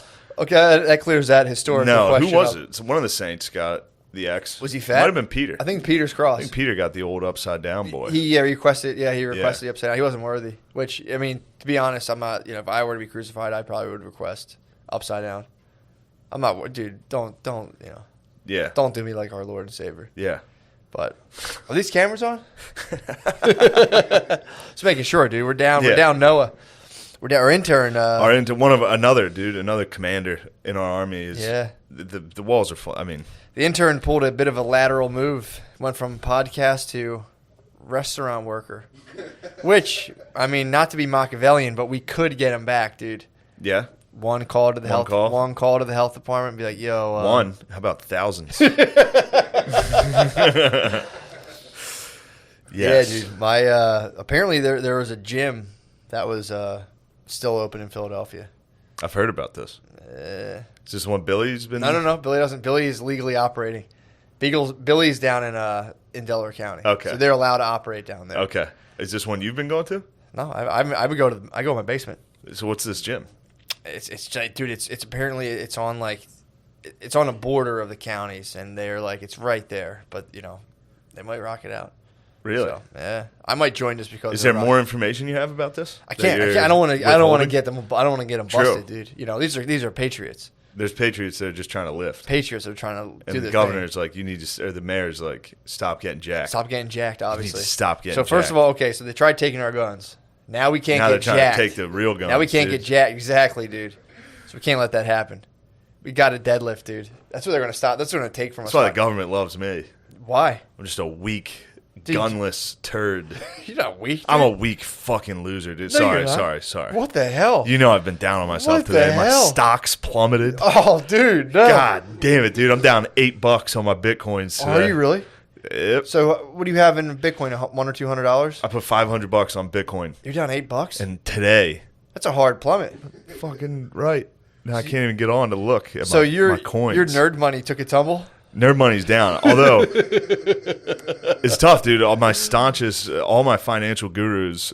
Oh, we're back up. Are you back up? We're back up a little. Whew, it's Thank creeping up. Christ. It's bouncing out a What's little. the my financial guru, Sam Hyde, told me. Told you to buy in? Yeah, he was like, buying it. I was like, how? What is it? And I realized I was like, that's requesting a lot of information. Yeah. Like, I don't know what Bitcoin is. Where do I buy it? And I was like, all right, I'll Google that. My bad. You can buy it from the Cash App. Really? Yep, you can buy it from Robinhood. I used Coinbase. Coinbase. Yeah, Coinbase. Please don't send me any advice, listeners, You sure? about Bitcoin. You don't want to know about putting in put calls? I don't know what Bitcoin on is. On Elder Scrolls Ethereums, dude. I just figured I would lose $500. You know, that was my goal today. You might rally. I mean, It's rallying, dude. I put in 500 today. I'm back already. yeah. We're doing it's. Oh, you it's doubled fine. down. You gamblers ruined. What do you mean? So you no. bought- I only have ever bought Bitcoin today. Yeah. I was taking a crap. I figured it was time to invest Sure. in some Bitcoin. Some coins. Put $500 in. Like an hour later, or like 2 hours later, I looked and Bitcoin was plummeting, dude. How much did it drop? I almost jumped off my out of the apartment. You almost Black Friday? I almost had to. I was down $8. I almost fucking jumped out of my 2-story apartment. You almost jumped out of the colonial stuff?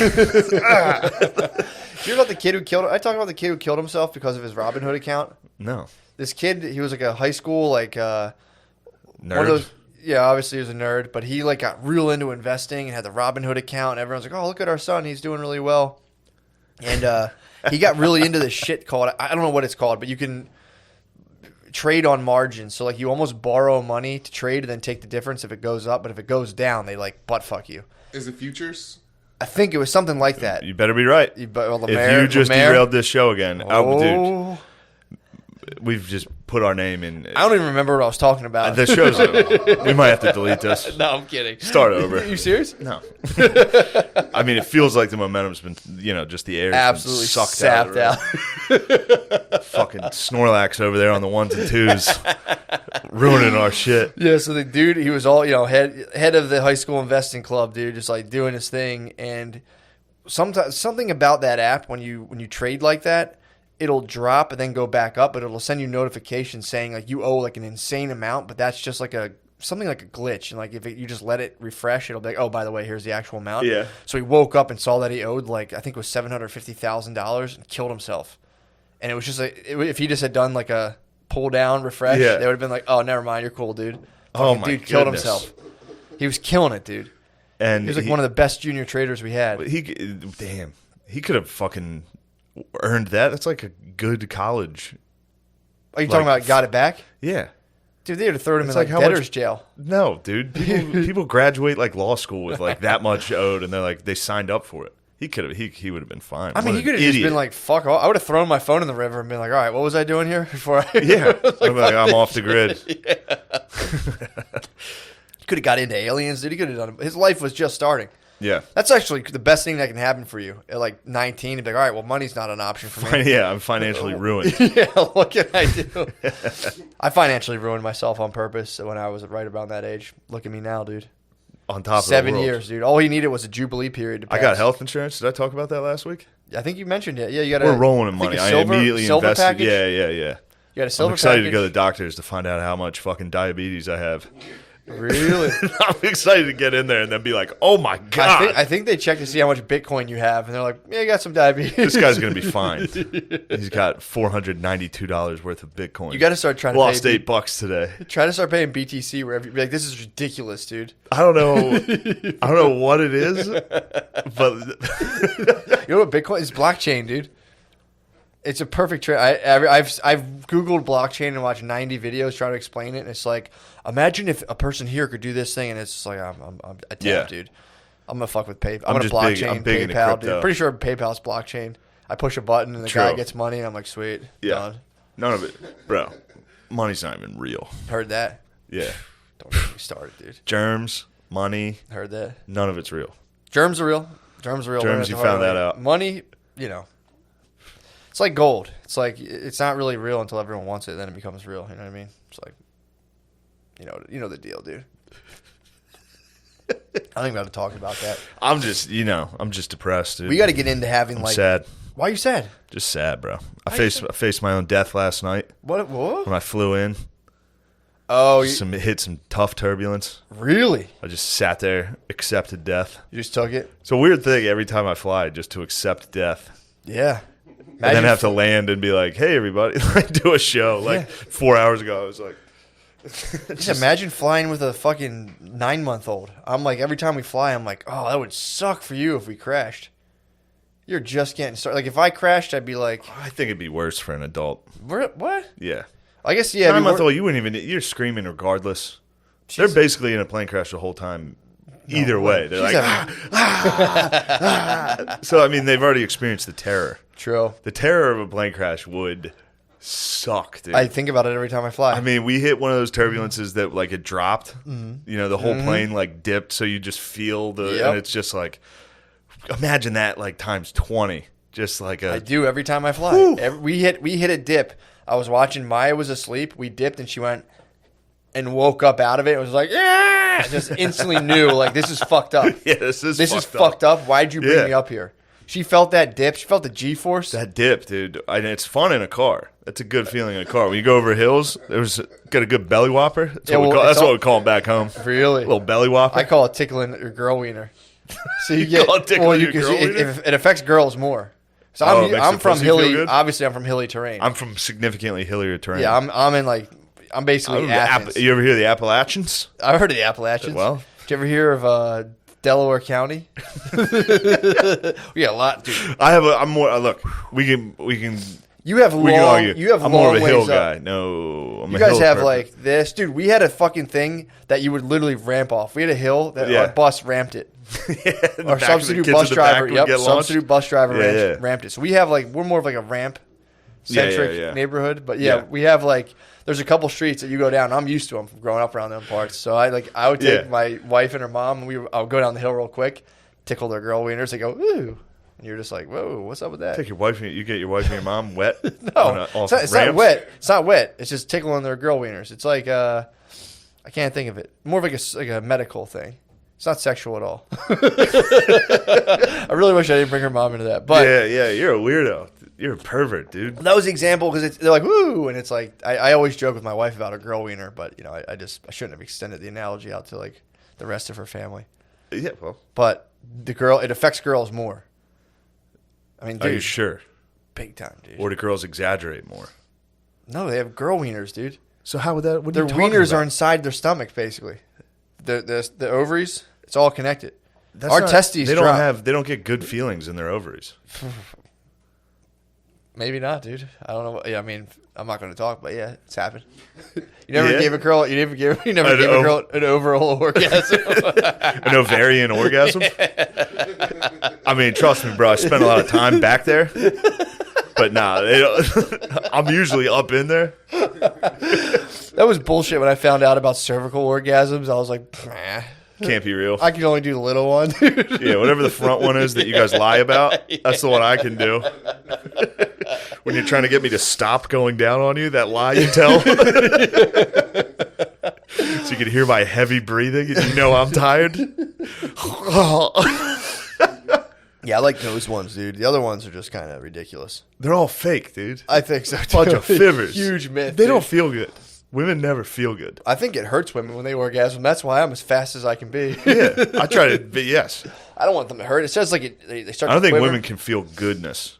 They don't have good feelings. They're always cold and hungry. They only experience bad. You have to watch the Nexium thing on HBO. Oh, God. Just the 8th episode. Okay. It is the funniest fucking thing. The guy is a fucking nut. The whole cult, for the most part, was built around neuro-linguistic programming. But the guy, so he first of all, he started a fucking a pyramid scheme in like the early 90s, which is the classic like, yo, if everyone bought all of their stuff through my website, I'll pull it all together and we'll get it for super cheap.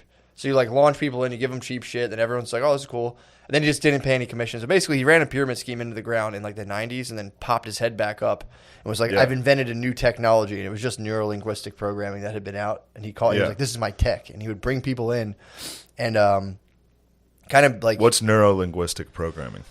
It's just like for the guys. Just for the average listener. Just for the guys that aren't on your level on this. I just looked it up today, to be honest. Right. But so it's I'm sorry to. No. I figured you'd. I can tell you what it is. It's like Tony Robbins is big on it. So they take things like it's like little mental processes you can do, like little tricks to help you, I guess, like achieve goals and do stuff. So one of them, just to give you an example, one of them is called swishing. So it's like, say you have a behavior you don't like. So he refers to it as like, this is my technology, which is so funny. Every behavior. Yeah. So what you do is you have to come up with an idealized version of yourself that you want to attain. And next time you think about eating a bunch of tricks at midnight. Well, that's not going to change. Tricks at midnight is not a problem. Okay, well. I'm happy with that one. Then that's fine. Then you've reached your idealized state. These are for people who haven't fully actualized. Yeah, but tricks at midnight's not one of the problems. But what would a problem behavior of yours be? Dip. Okay. So next time next time you think of doing dip, you have the pull to do dip. If you just think don't do dip, you're thinking about dip regardless. So you got to just swish. This is one of the technology. You have to swish the thing. All right, so none of it's technology. It's tech, dude. You Okay. Don't misuse the technology, or otherwise Keith Raniere sounds will come like after you guys are misusing. Don't use tech. No, that's what he says. He's like, they misused my tech, dude. So, so this is so the he's tech. just got a dumb idea, and This he's is like, part "This of is the my tech. tech." It's not even. You never even heard half of it, dude. This is part. He like took again NLP. I'm and a kind fucking of like, Luddite, bro. I mean, dude. So you would think of chewing tobacco, but then you'd swish in your idealized self where you have like all of your teeth and you don't have like one of those like fucking chins that come up to your nose. So then you switch that image, or you switch the negative image of you with a chin up to your nose, and you go. So you're getting out of whether or not you're doing dips or dip. You go, oh, you just picture yourself. And you have to practice this. Yeah. And the swish becomes subconscious after a while, so you can train yourself out of it. I don't know, because, I mean, it's even on the can. Like, it tells you. The technology's there. Skull's using the technology. It says this is going to fuck your mouth up. So you think it.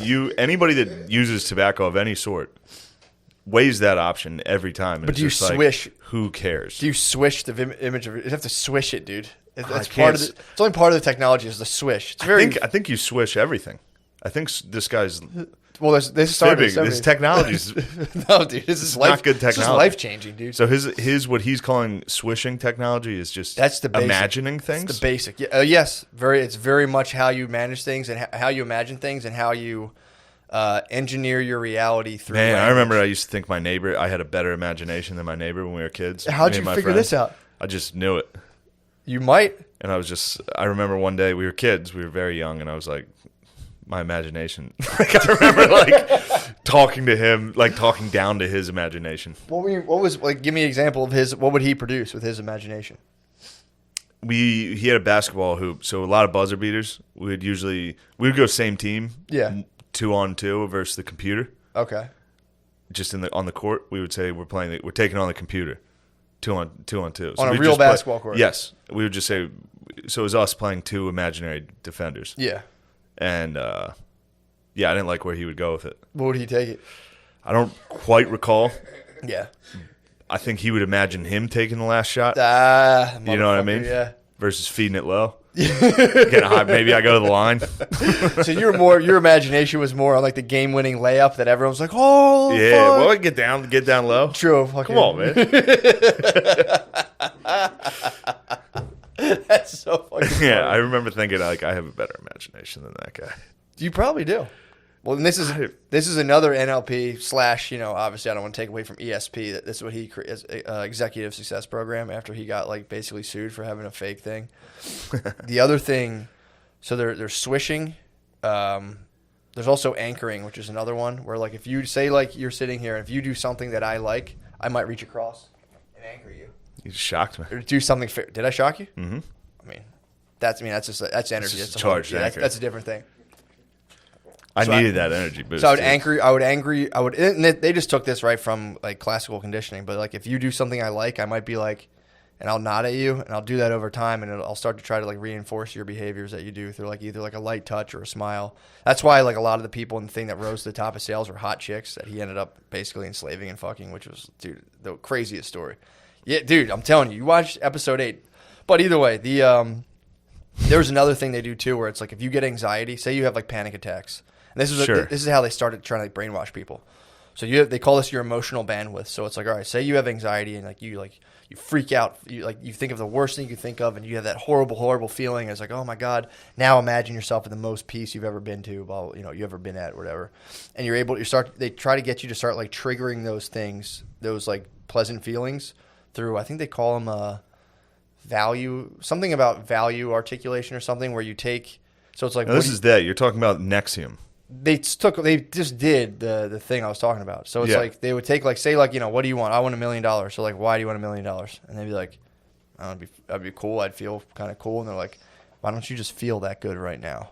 And they'd be like, okay. And then so what would happen is they would train people to do this kind of thing, to like ditch their innate desires and like kind of warp their values around these things and be like, why are you even worried about money? How about you put up all your money to prove how dedicated you are to this club, and it'll pay off $1 million. Come on, man. All right. So this is like a very light idea of how they started kind of breaking them down.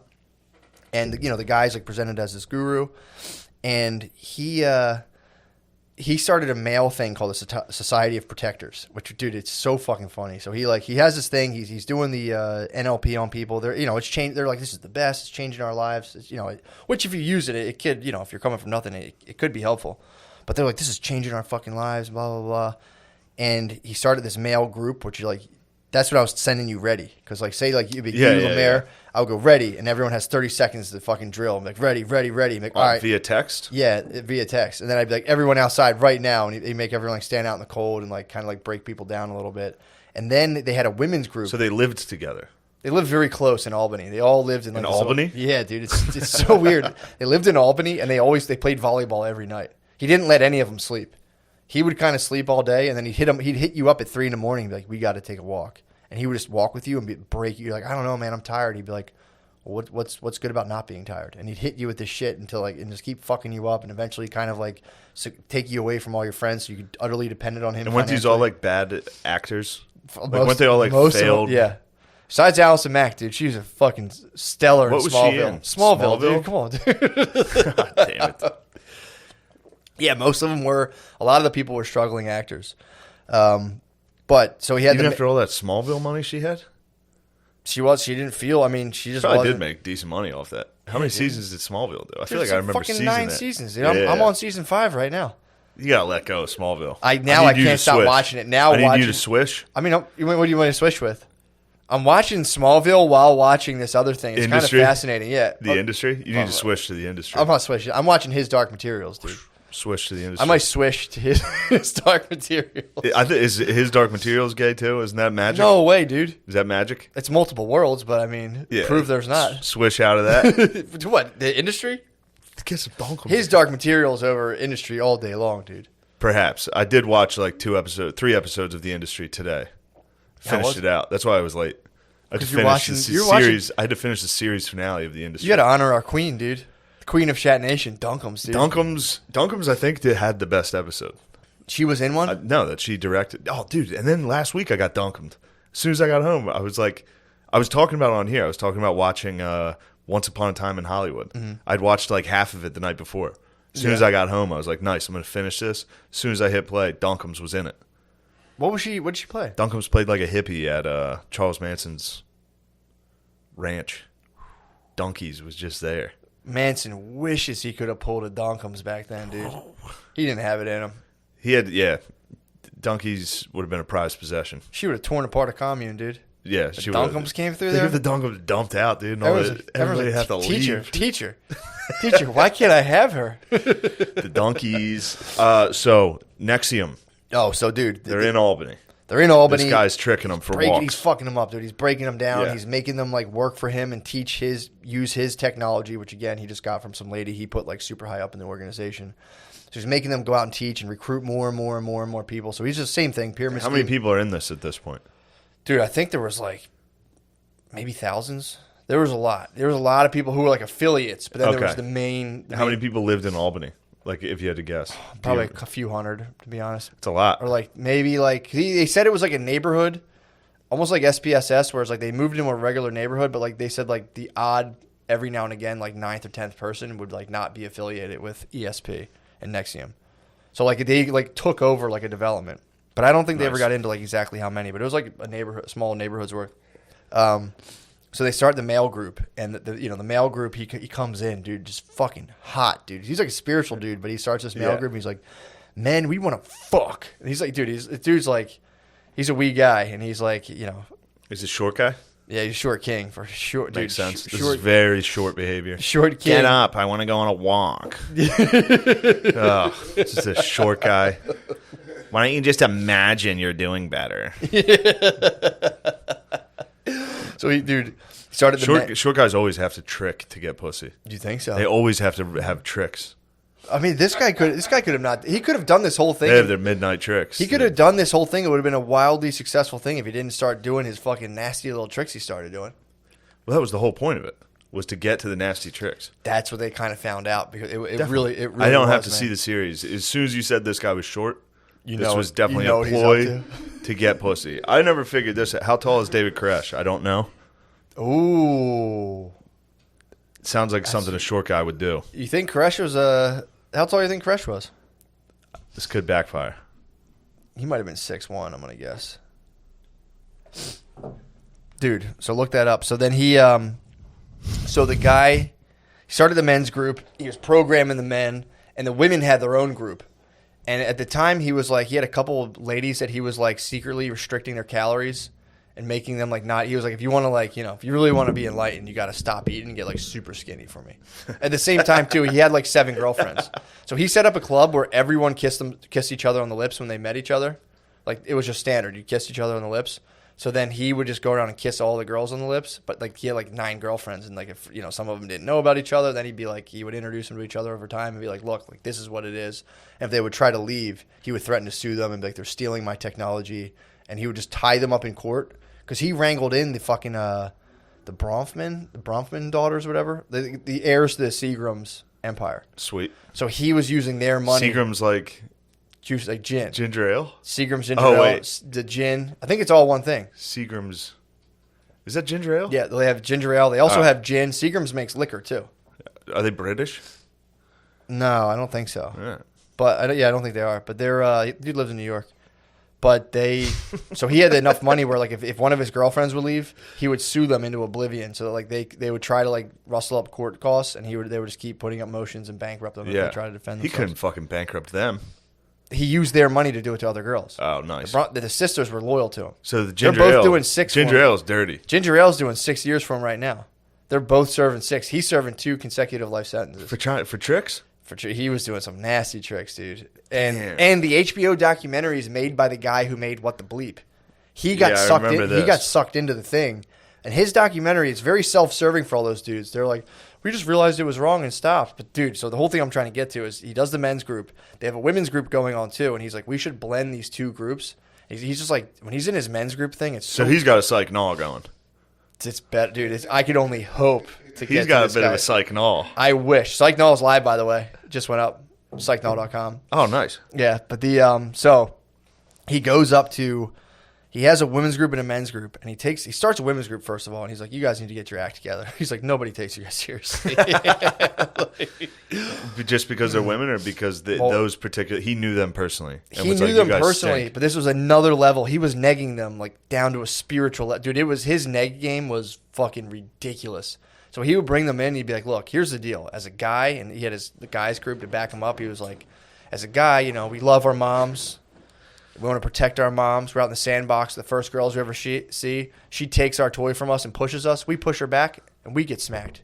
That creates a deep wound that you guys will never know. He's like, in order for you guys to be taken seriously as men, because let's be honest, we look at you guys as pests, complainers, little babies, little crybabies. He's like, and that's not what I would say. But he's like, that's out there, and on some subconscious level, Yeah. we do hate you. Dude, the girls are just, and they're like, this is their like end all be all guru, and the girls are just like, oh, dude, the guru fucking hates us. He says we're princesses. So he's like, what you guys can do to learn about yourselves, I'm gonna bring you. What's really funny is none of them definitely took that seriously.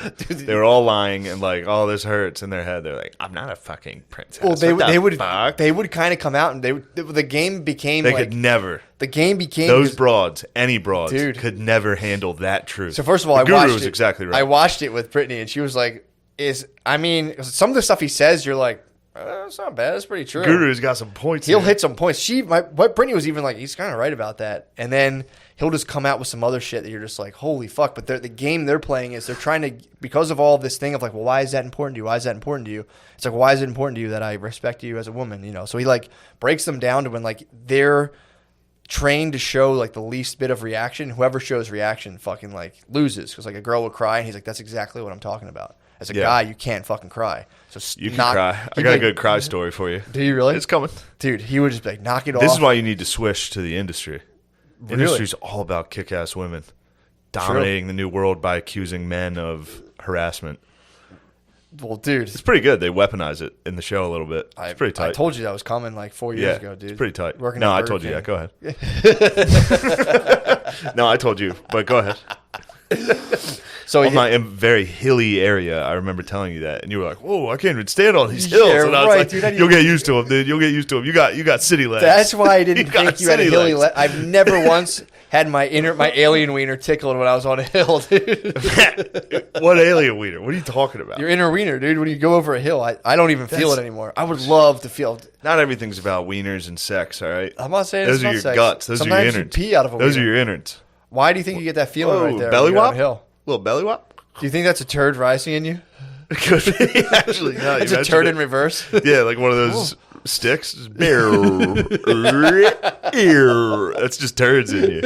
I think that's your body letting you know, like, dude, a turd's in My reverse. body does that every single time I lay down. If I lay down, my whole body's like, just noises. It's crazy, dude. If I lay down, I fart every single time. Really? That's fair. I'm like a level. The bubble just goes right out the other end. Definitely. But dude, this is the last part of this thing. But he so he has the men's group and the female group, and like he's just hammering these ladies, just being like, nobody takes you seriously. This is the reason. And like someone will raise their hand, like, yeah, well, what about? And he's like, why are you smiling? That's a game you're playing to let me look at you like a little. Stop smiling, dude. He's just breaking them down. So then I hate this shit so much. Dude, I hate it. Psychology's gay. I hate this guy. Psychology rules. Like you're smiling to show weak. It's like, dude, this guy's relax. he's an asshole. It's weird. Dude. It's very weird with this. Psychology's weird. I don't like it, dude. That's fair. You could be against my technology. Nah, your technology stinks. I told you, dude. My stocks are plummeting. I'm in no mood to be fucked with right like now. A 1929 trader. Dude. I'm pissed, dude. How can you talk about technology? All I'm thinking about is my damn stonks. My donkums. Stonks. Stonks is that's a meme at this point. The but Nas still. donk. The stonks. People call them stonks. Yeah. There's a funny meme of just like a shitty silver character that looks actually like Blizz just pointing at a chart. Like stonks. Stonks. Makes me laugh. It's old. It's an old meme. Hilarious. It holds up. Got me. Yeah. Stonks, dude. So this guy, the fucking, they just butt fuck these chicks for like a weekend. And the dudes who are in SOP, Society of Protectors, which I might try to restart up. Society of Protectors fucking rules. What do they do? They were just protectors, dude. They were getting jacked so they could protect women. They would wake up at 4 a.m, ready. And they'd like go out in the cold for an hour and they'd be like... Wait, they were literally like physically... They were physically prepared to protect women. So then when they brought the women in for the orientation, like, all right, if you guys want to see what it's like to fully submerge yourselves in like the other sex, you can understand each other, join the society. We'll give you a taste of like... So this guy was basically doing what like the rest of the world is doing to men? He was just doing it to women? Yes, that's what he did. Do you have any idea how bad the other gender has it? You selfish fucking pigs. That's what he was doing. And he got jail time. Well, here's where he went off the rails. Because he was killing it, dude. He brought good. all the girls in. He brought all of his girlfriends. First of all, he had like 9 girlfriends. Sounds like he would have like loved Patrice. He would have. He'd be like, my favorite comic, Patrice O'Neal. Dude, imagine, not only, okay, so you have 9 girlfriends, right?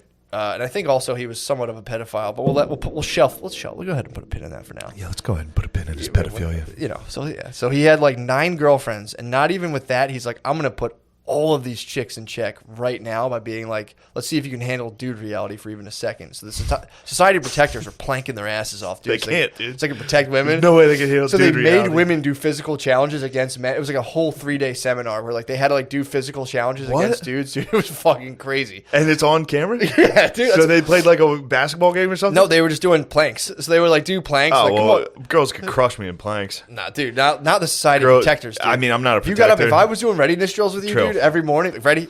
That's why I quit West Point, was the Planks. readiness drill. No, that's all they did was be like, all right, hurry up, and then you just stand outside. Yeah, you'd be planking for like 5 minutes at a time, dude. No, fuck readiness drills. I'm out. I'm not protecting them. Women are strong, dude. They don't need protection.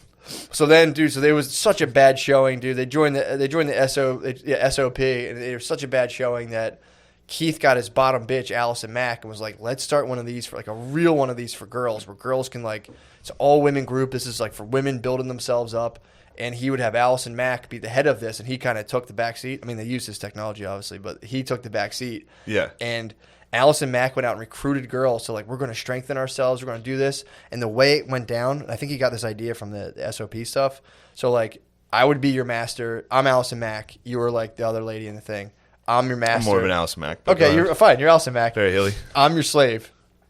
So it's a master-slave I wouldn't say something like that. Sorry. No, that's a master-slave relationship. So then you would text me, and I'd be like, Master, can I have 100 calories and send you a picture of my food? And you'd be like, approved. And you go, ready? And if it took me more than 30 seconds to respond, no matter what time of the day it was, I had to do a penance. Then you would like come up with something for me to do. Like I might have to fast all day.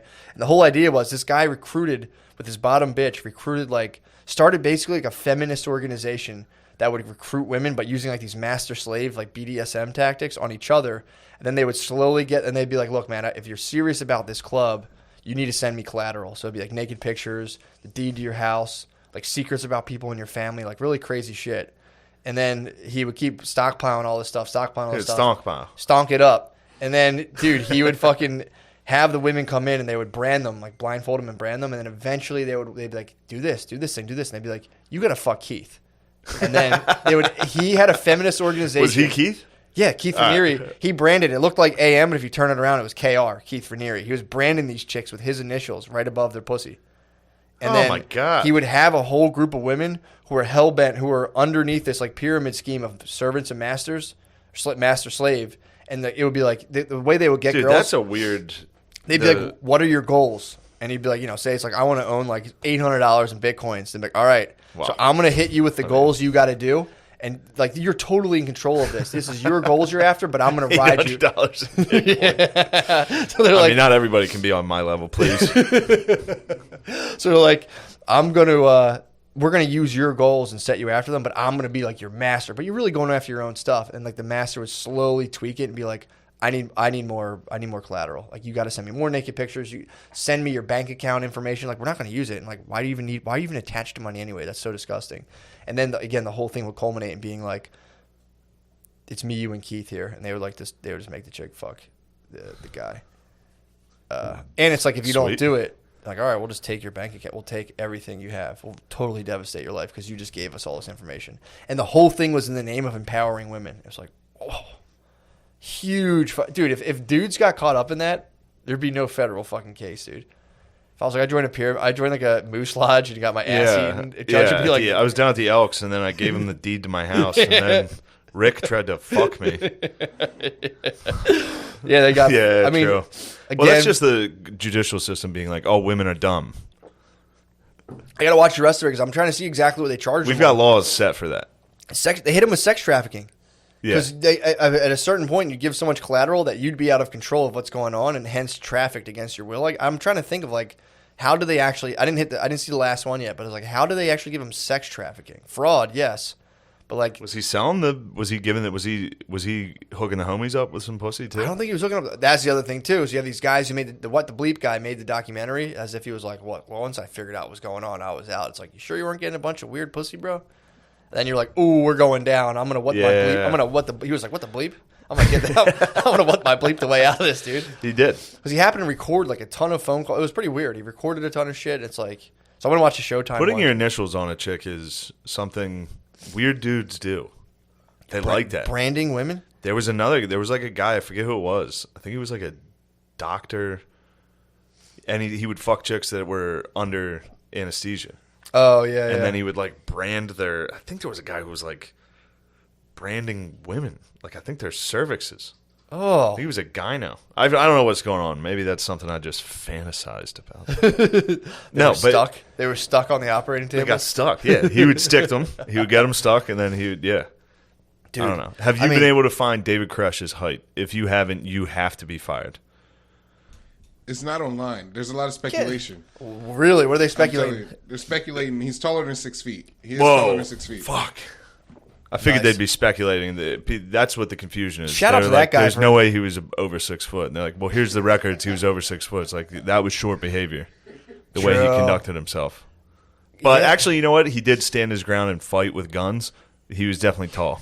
True. The short kings go down. And they're like, I'm sorry, I didn't know what I was doing. I was just trying to get pussy. Everybody else was getting it. Dude, I mean... Not me. I wanted pussy. Well, the guy claimed to be the smartest. He said he had a 240 IQ. So it's like... And you're like, no, what? And you think about it, it's like, dude, I mean, that's a hell of a fucking scheme the guy pulled off. What? Just be like, I'm a genius? I'm a genius. Dude, he would talk on the thing. It's this shit I do to piss you off. But like, they would talk, and the guy would be like, wait, you're a mathematician? He'd be like, yeah, I have this new model, in terms of dark matter. He's like, wait, you study dark matter? He's like, it's just some things I'm messing around with. Don't even worry about it. For real. He'd be like, it's a theory I'm developing. I thought of you on the plane. Really? Because there was a... over Atlantic City, you could see Atlantic City when we were coming into Philly, there was a big thunderstorm. Yeah, we got hit. Did you Pretty really? good yesterday, yeah. I was just looking at the thunderstorm, thinking about it. I was looking at the lightning.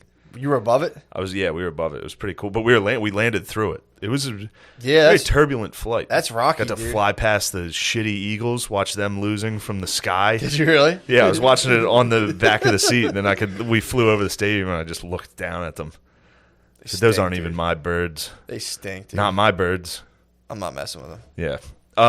That's sick though, dude. You went over the thunderstorm. It's pretty tight. I've been over thunderstorms. Yeah, thunderstorms are cool to see in a distance, but then you're like, man, I hope we don't have to land through that. Yeah, dude. I'll be very scared. Hope we don't get sent back in time by a lightning bolt. Oh, that reminds me. I got interviewed by I got a DM from a high school publication, a high school newspaper asking about cancel culture. They Let's DM'd go, me. dude. So I was like, first off, I need you to make sure you include in this publication, I only do interviews with high schools in Maine. That's where they were from. And right away I was like, all right, this is a child I'm talking to, because they were like, why do you do that? Like, they thought I was serious the whole interview. And I was like, because Maine has the most elite high schools, and I only talk to Maine high schools. Oh, my And they're like, God. oh, well, thank you. How has cancel culture affected you? I was like, it made it so I'm not on Saturday Night Live. And they're like, yeah. They kept doing that. When are you gonna can you get the copy of it? I don't have the copy fuck, yet. dude. They can't use it. They don't think they're gonna use it? Maybe not. Hold on, I'll read you some of the questions Dude, and if I answers. you said was this a high school? Yeah. Dude, that's a big deal, man. They reached out. They would put that in the newspaper immediately. That'd be funny, dude, if he twisted your words and just fucking skewered you. Just I said, please absolutely- include that I only do interviews with high schools in Maine. That's interesting. May I ask why you only do interviews for Maine schools? Because Maine has the best schools. I only do interviews with elite high school publications. Thank you so much, and I will include that. Has being canceled had a big impact on your life long term? Yes. It has made me not on Saturday Night Live. Yes. Can you elaborate a little more on that? This is good. Do you blame cancel culture for that or somebody else? Because I was like, well, it's good I'm not on TV or film. I shouldn't be on there right now. I said, I take the blame. I said bad words. And if you say bad words, even if you're joking, then complete strangers should be able to decide whether you're a good person who deserves work or if you're a terrible person. And they should decide this by looking at a headline or a tweet for about 10 seconds. And it made me realize that maybe I don't deserve health insurance and that the career I've worked for and dreamed about isn't for me, because we're adults and there's no place for bad words, even if you're joking. If you could go back in time, would you still say what you said? If I could go back in time, I would probably kill Hitler and then maybe change what I said. I hope they have. And then I just went on. I was like, I think it's a good thing that our country is moving past this whole second chance idea. Accountability is important, and everyone should get one chance, unless they put out a sufficient apology tweet. So if you were given a second chance, you wouldn't take it? I would have to ask Twitter first, and if Twitter said I was allowed to work, then I would. But if Twitter decided that I hadn't learned my lesson, then I would continue to remain jobless, and I think that's good. We should base employment off of Twitter opinions. So if you were offered a job and Twitter said you couldn't take it, you wouldn't take it. I said, I'm joking. Yes, I would. And then they concluded the interview. I'm going to call the high school. I'll give you. We can't give the high schools information, obviously. Yeah, true. You've already probably narrowed it down too far. Yeah. But fuck, that's so funny. Would you go back in time and change your answer? I'd be like, first, if I could go back in time, I'd stop Hitler. That made me laugh. That'd be so sick if someone went back in time and just changed like a thing with their career. You're like, what the fuck? Like, yeah, where were you on 9/11? It's like, I had to fix this one thing I fucked up on. damn, imagine you went back to change 9/11, you found out it really was like the American government, and you're like, what do you think would happen if you changed it? If you Cheney stopped would the get American you. government? You think Cheney would get you? Cheney would get you. Damn, You can't escape Cheney.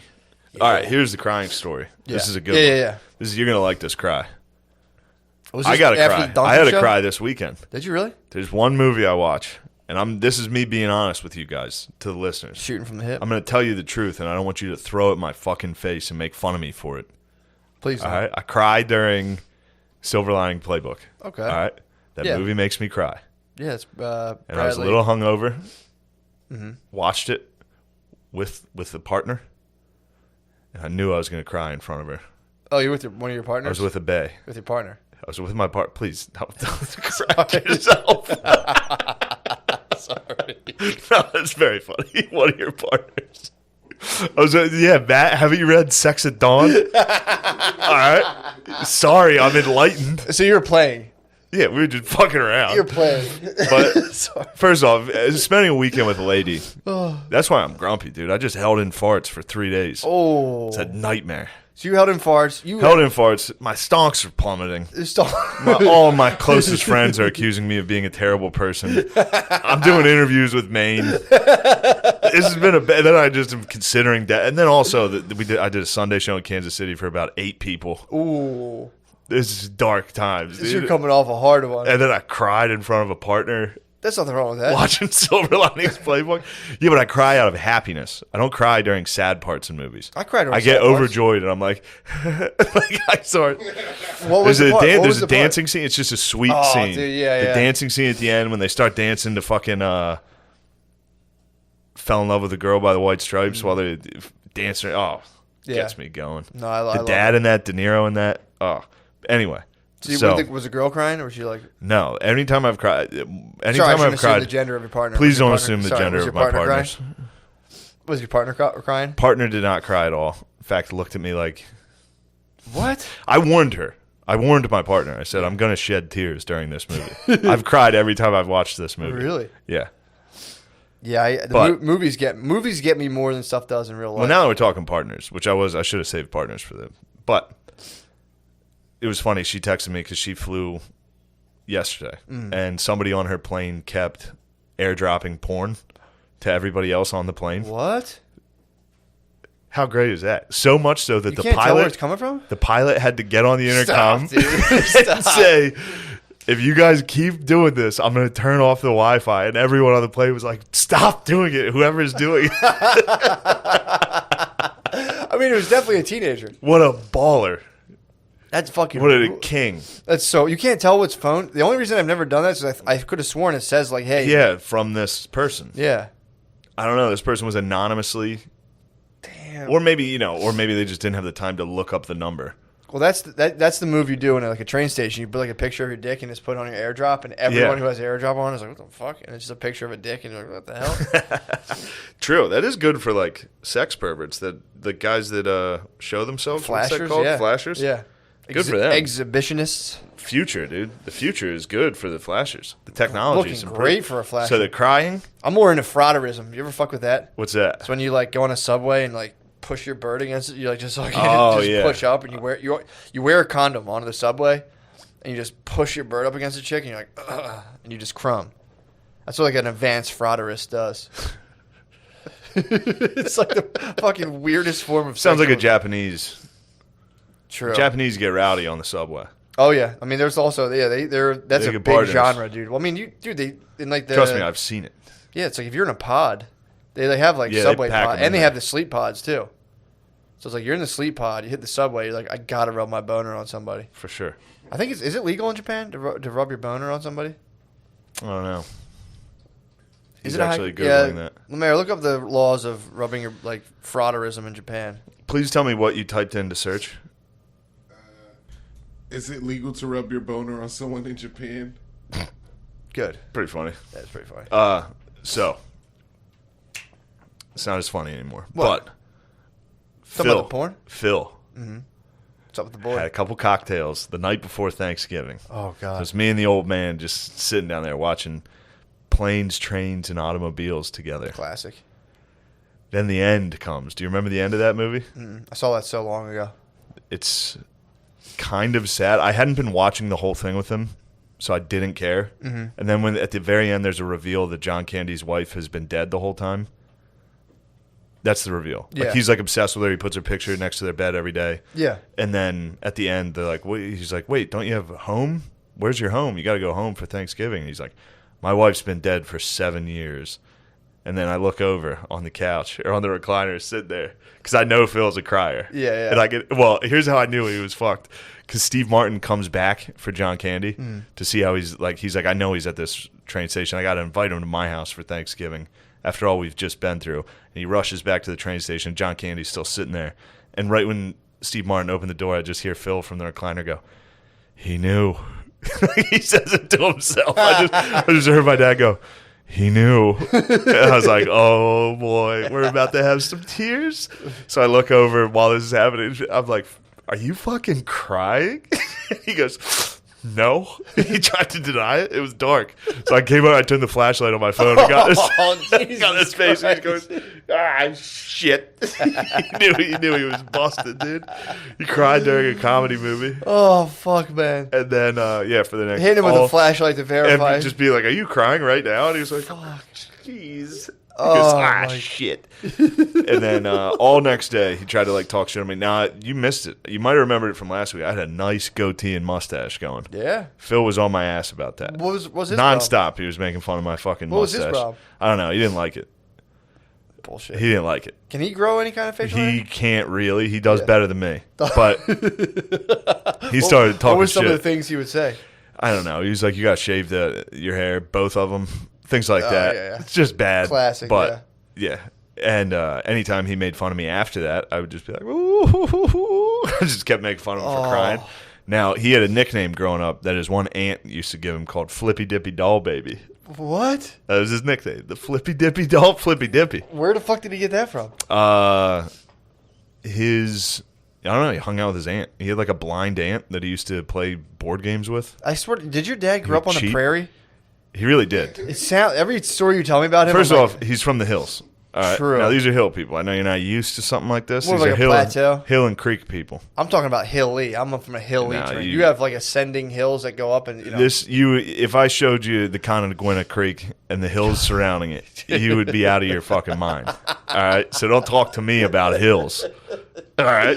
I mean, do you ever use like the two, the like drive 2 and 3? The hills are so crazy around me. I don't barely even drive in regular drive. I got to go to 2. I have to switch my cruise into sport. Do you really? Yeah, go down to the S. Yeah, exactly. It's crazy. I gotta go 2 and 3. I got downshift, fucking automatic. Come on, man. I love shifting in my Same. car. You have a drive stick? Yes. Nice. Yes. Do you? Yeah. I bet we I had a would stick both shift. stall the fuck out right now. I had a stick shift car for like a couple years. Really? I bought it without knowing how to drive stick. I stalled hard for many days. Dude. It I was did when I got a embarrassing. car. When I got a job at Honda, Oh, you had to drive. and it. I had a job at the auto auction, and they'd be like, "Can you move this car? Like somebody go move that car." I'd be like, "No." So you learned under fire? Yeah, I kept getting yelled at. Damn. And then this older gentleman taught me how. Did you really? Yeah, drove me around. Yeah, it was pretty nice. Yeah, I valeted one night and a stick would pull up and I would be like, "You got that?" I'm like, just park yourself." It's also a funny thing for people to be like, "Psh, "You don't even know how to drive stick." It's like, yeah, they don't make those anymore because they're useless. I drive luxury vehicles that shift I've themselves. only dude. I've went to the finest private institutions. I never had to drive stick because my parents worked hard. Okay. Did you ever see Buffalo 66? He's like, "You don't drive stick shift?" He's like, "I drive luxury vehicles that shift themselves." Everybody in Europe drives stick, Yeah, it's and they brag about it. Everybody that drives stick never shuts the fuck up about It just driving. gives you stick. more control, dude. Come on. It's for pores, dude. It's for pores and Euro trash. Yeah, I don't do it well. I know when Get I rid did of it. When people will comment on me. That's me. I ride my clutch a lot. Yeah. People are like, "You want to get a new clutch?" I'm like, "I'm gonna get rid of this." I don't know what I'm doing. Yeah, That's what's I'm happening. gonna break this fucking go kart, dude. I forget what I was saying. So you're with Oh Flippy yeah, Dippy Flippy Doll. Dippy Crybaby. He would his cry a name lot. is. Now he's Flippy Dippy Crybaby. It used to be the Flippy Dippy Doll Baby. Was he a sensitive child? I don't think so. I was a I sensitive think child. he grew up a gremlin. I think he was forced into becoming a monster. You still can be a sensitive child. I used to cry if I got. I think he was a Bill type. He was the young one of Oh, the brothers. okay. I think he ended up being just a mean. Cut it off. Yeah. Yeah, I used to strike out in kickball and just like cry. Strike out, cry, There's go nothing wrong with inside, that. come back. Mom would bring me out, be like, "Matt's got to play." And I'd be like, fucking son. Damn. Okay, if I struck out in kickball, if they like pegged the ball at me, dude, not even like the ball getting pegged, just the fact that like the I didn't humiliation. make it to first base, fucking crying my eyes out, dude. I was screaming, cry. I remember my parents' front yard were playing kickball. Kicked the ball, and I'm like, "This is my big chance to make the first base." The ball comes like boom, right in the belly, and I was like, Oh no. "Get out!" And my mom would come back out. "Come on, let Matt play." And I'd be like, It was just your brothers and cousins? Oh man. How I'd old be were in like you? shorts. I was probably like fucking 5, maybe 5, No, 6, probably 6, honestly, 5 or 6. Dude, baseball. Go when ahead I, and older. When I was upshift when that, I was in dude. baseball, dude, I would cry if I struck out in like Baseball crying's totally acceptable. 8th grade baseball. It was Yes. just a total fight to not Well, that's cry. because you just got humiliated in front of everybody. Yeah. You stood at the plate. You couldn't even fucking hit the ball 3 times. I'd go down looking, dude. I went down looking a lot. Oh, dude, I used to bail. Just eyes closed. If the ball was Man. anywhere not in the outside, I would bail first. I would bail, they strike, and I'd be like, "Sure." Yeah, That but was come a on, heater. ref. Come on, that thing gotta skimmed just my fight the nose, fucking dude. ump. You're talking about a strike. You just got to fight the ump every at bat. Oh, for sure. Just Yeah. argue 100%. Yeah. No, but Gain yeah. respect, dude. Get ejected True. from games. I used to do that in gym class.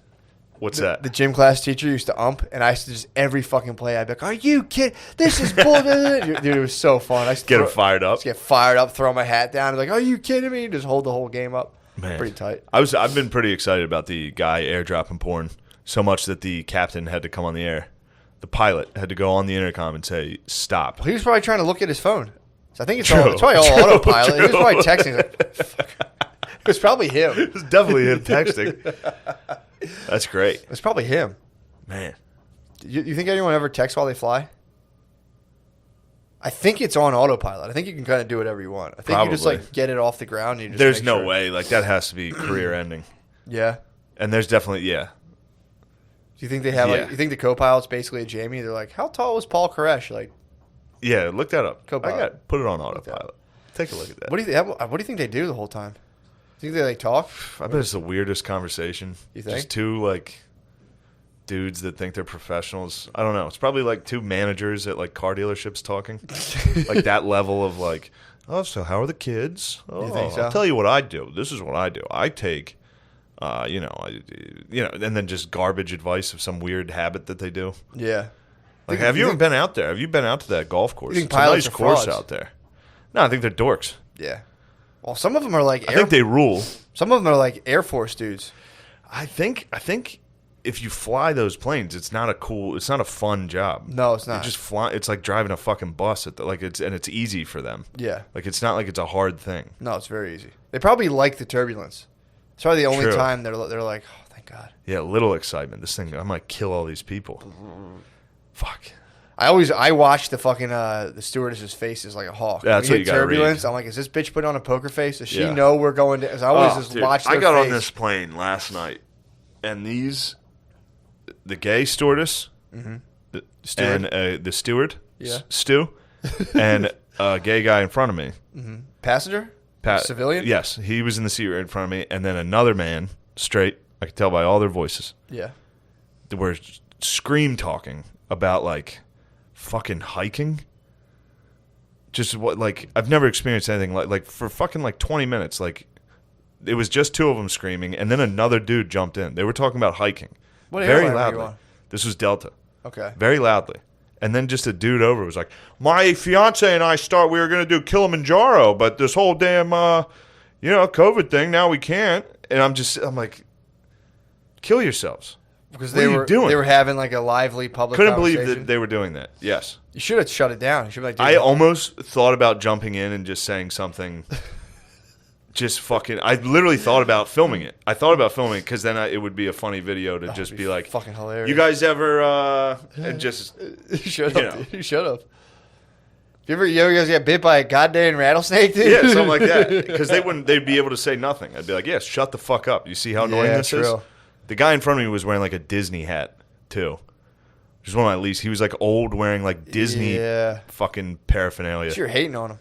Didn't like You what should was have going on. my wife actually fell off a Kilimanjaro, dude. So I Yeah, appreciate if I were you, I wouldn't go to Kilimanjaro. My wife died there. True. Sit back down, airdrop porn. Public conversations like that need to be stricken.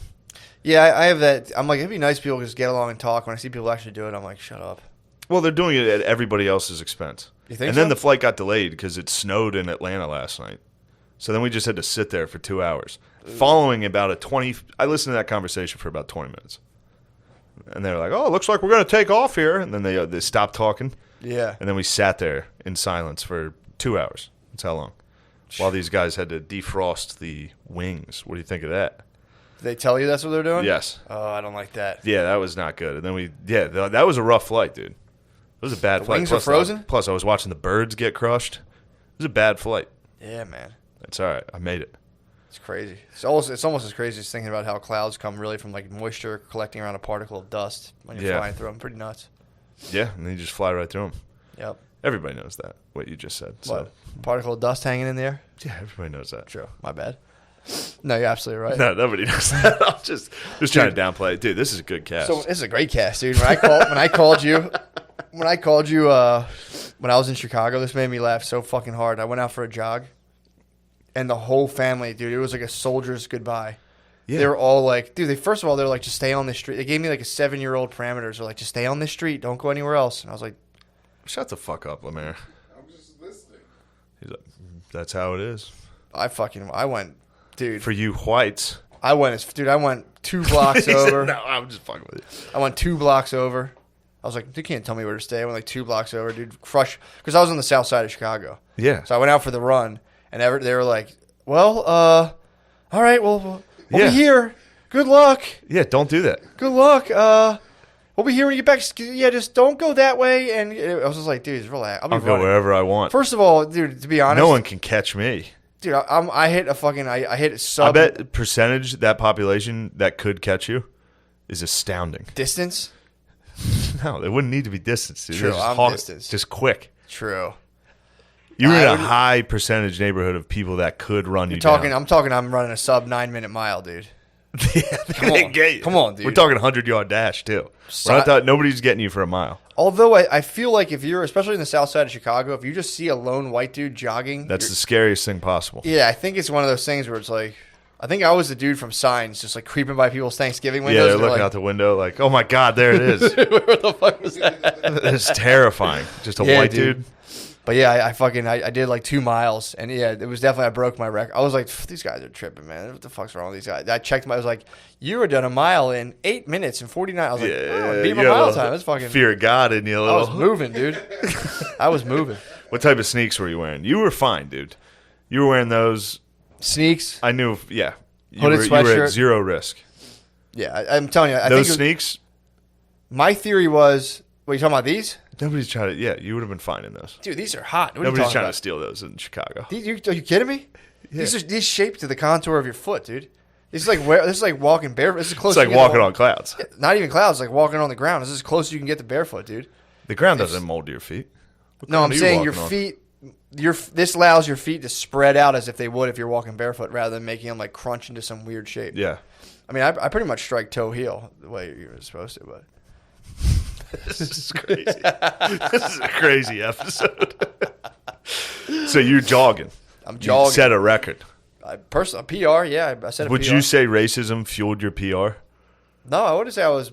Wasn't more. That's of like crazy that your PR was fueled strictly by racism. I don't think it was my racism that fueled it. I think it was Your I think it was- perceived I think it other was fueled by people's reverse racism. I think their racism from inside those houses gave you that energy. Charged me up. Yes, you could Or feel it. my theory was they would just look out and just not see me because I didn't fit the schema. So there would just be like a white guy jogging by and they'd be like, Couldn't even see it. no, Yeah. anyone out there? Be like, nope. Yeah. Saw it and they're like, that's not happening right now. But yeah, there was another neighbor who we were taking a walk and she was like, she was kind of stoked because like, dude, again, the south side of Chicago, especially like, you know, the proper south side of Chicago is 90. If you look it up on Wikipedia, it's 99% black. So like if you're a white dude walking around there, people stop and go like, Yeah. what the fuck? But this lady, we were walking, this lady was like, oh my God, you got, because she had just moved in from like New York. So she was like, where do you guys live? I was like, we're just visiting. Yeah. She was like, you could tell, she's like, what the fuck? Damn it. She's like, I thought we were going to get a coffee shop. Southside's going to get gentrified, dude. Thought we were getting some fucking nice bikes. I thought my nephews were going to get some nice bikes. Yeah, Southside's going to get gentrified, I think. It will. I mean, also, it looks like that's the thing, too. Everyone's like, oh, man, it's the hood. I'm like, it looks like the suburbs.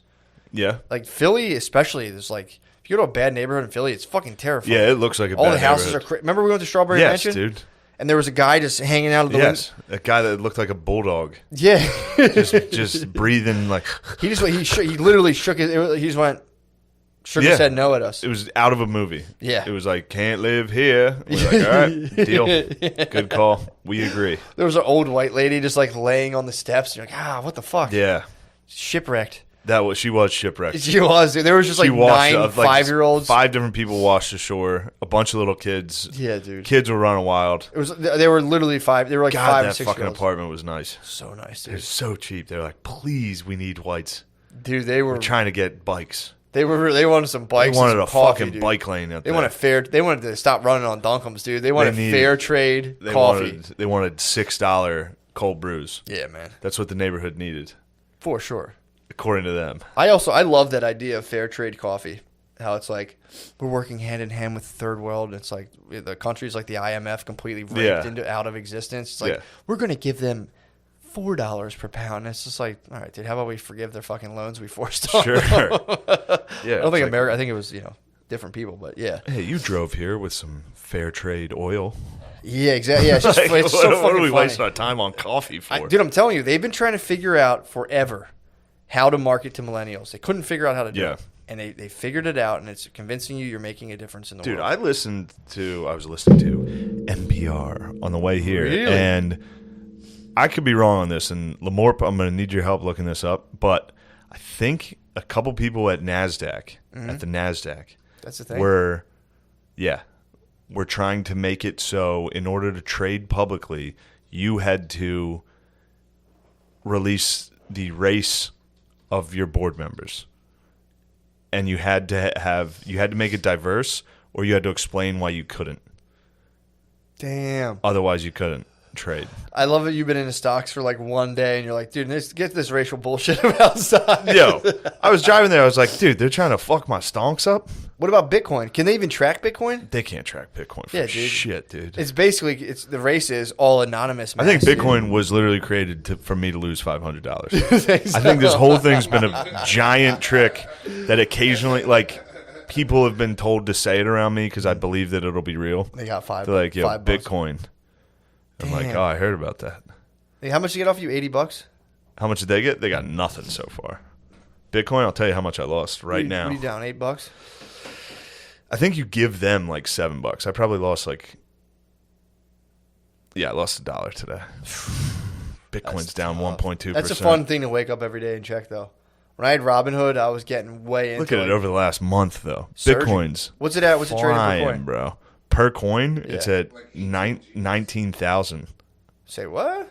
$19,000 for one coin. Ooh, I bought it a while ago, and it was like $9,000. And really? then I thought, I was like, fuck this. This is bullshit, and ditched it. Yeah, it's at 19. Damn, I could have doubled up. You could dunk it. I had it at like $9,800. God damn. Yeah, at one point it was, for a long time it was at like 6 cents. Yeah.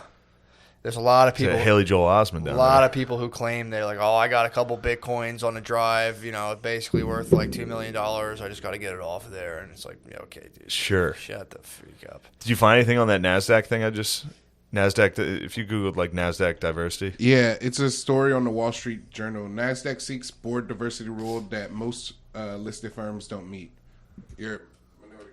The minority thing you were saying. Yeah, the it's pretty crazy, right? So it's like when they were like, if you want to trade on buy. NASDAQ, you have to report the amount of minorities in your boardroom. You have to release everybody on your board's race.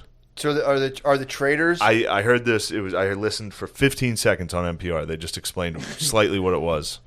Are the traders on the floor like 4 black guys, 1 Puerto Rican, 3 whites? I just loved 3 whites. Sell it off. I loved the caveat that it was like, or explain why you can't.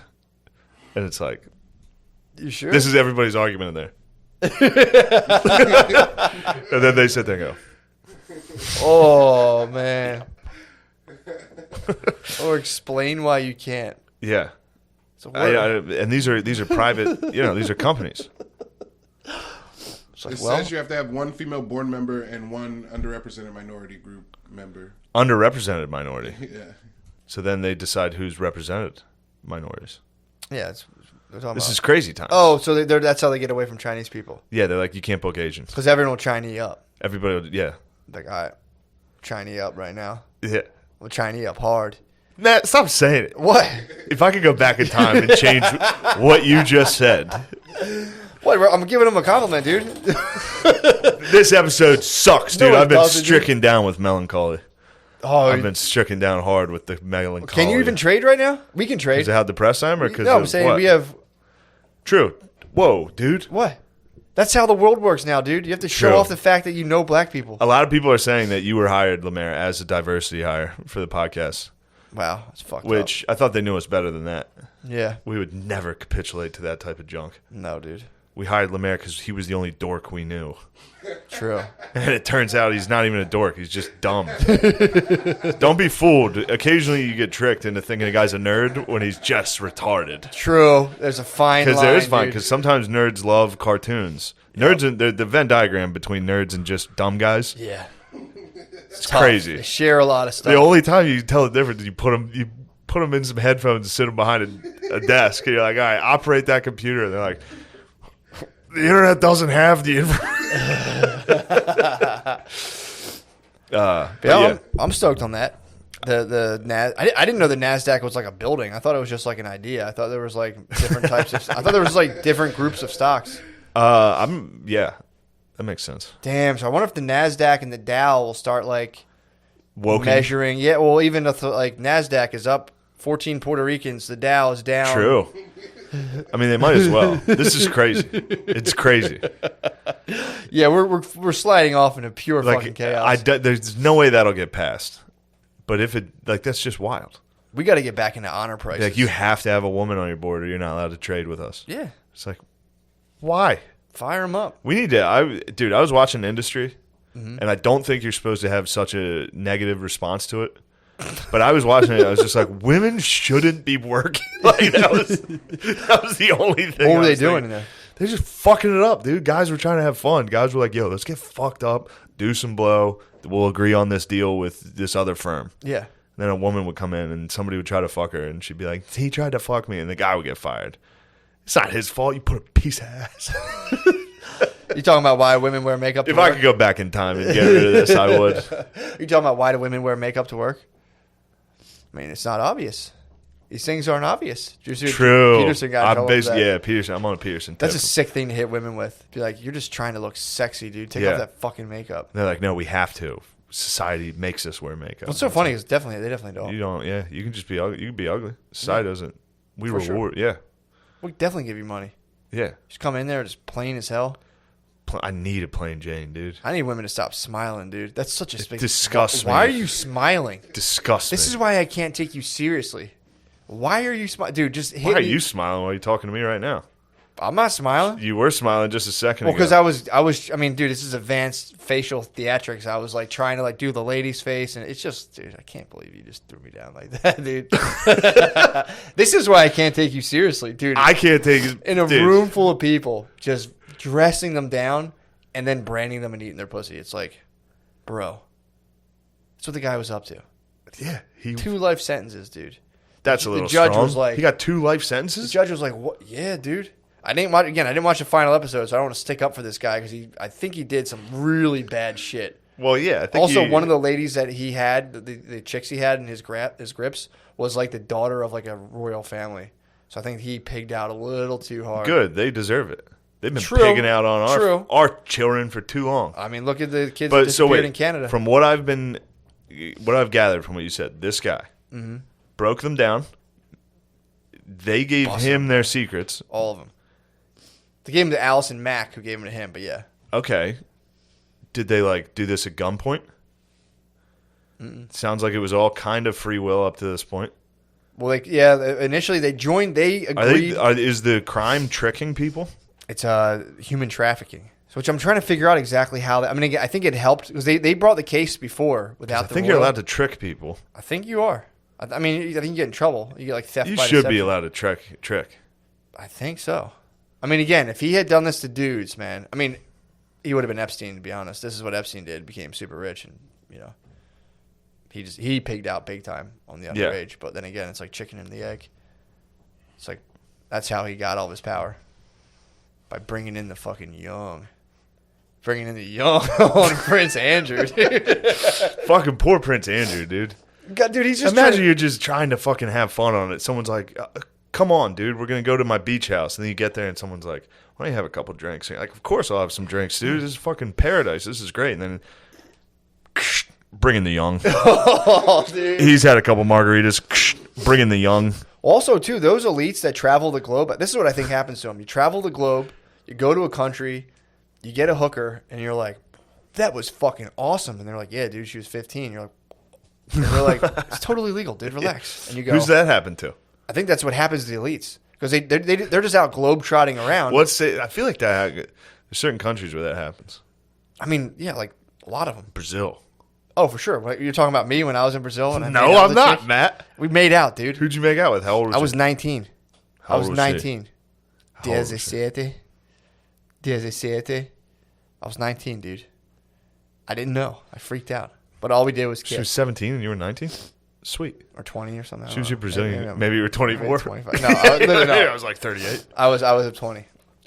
You were 20 and you kissed a 17-year-old in Brazil. Yeah. She fucking came on, man. His name is Pedo and he's dancing in the... Dude, you're down there dancing in the sand.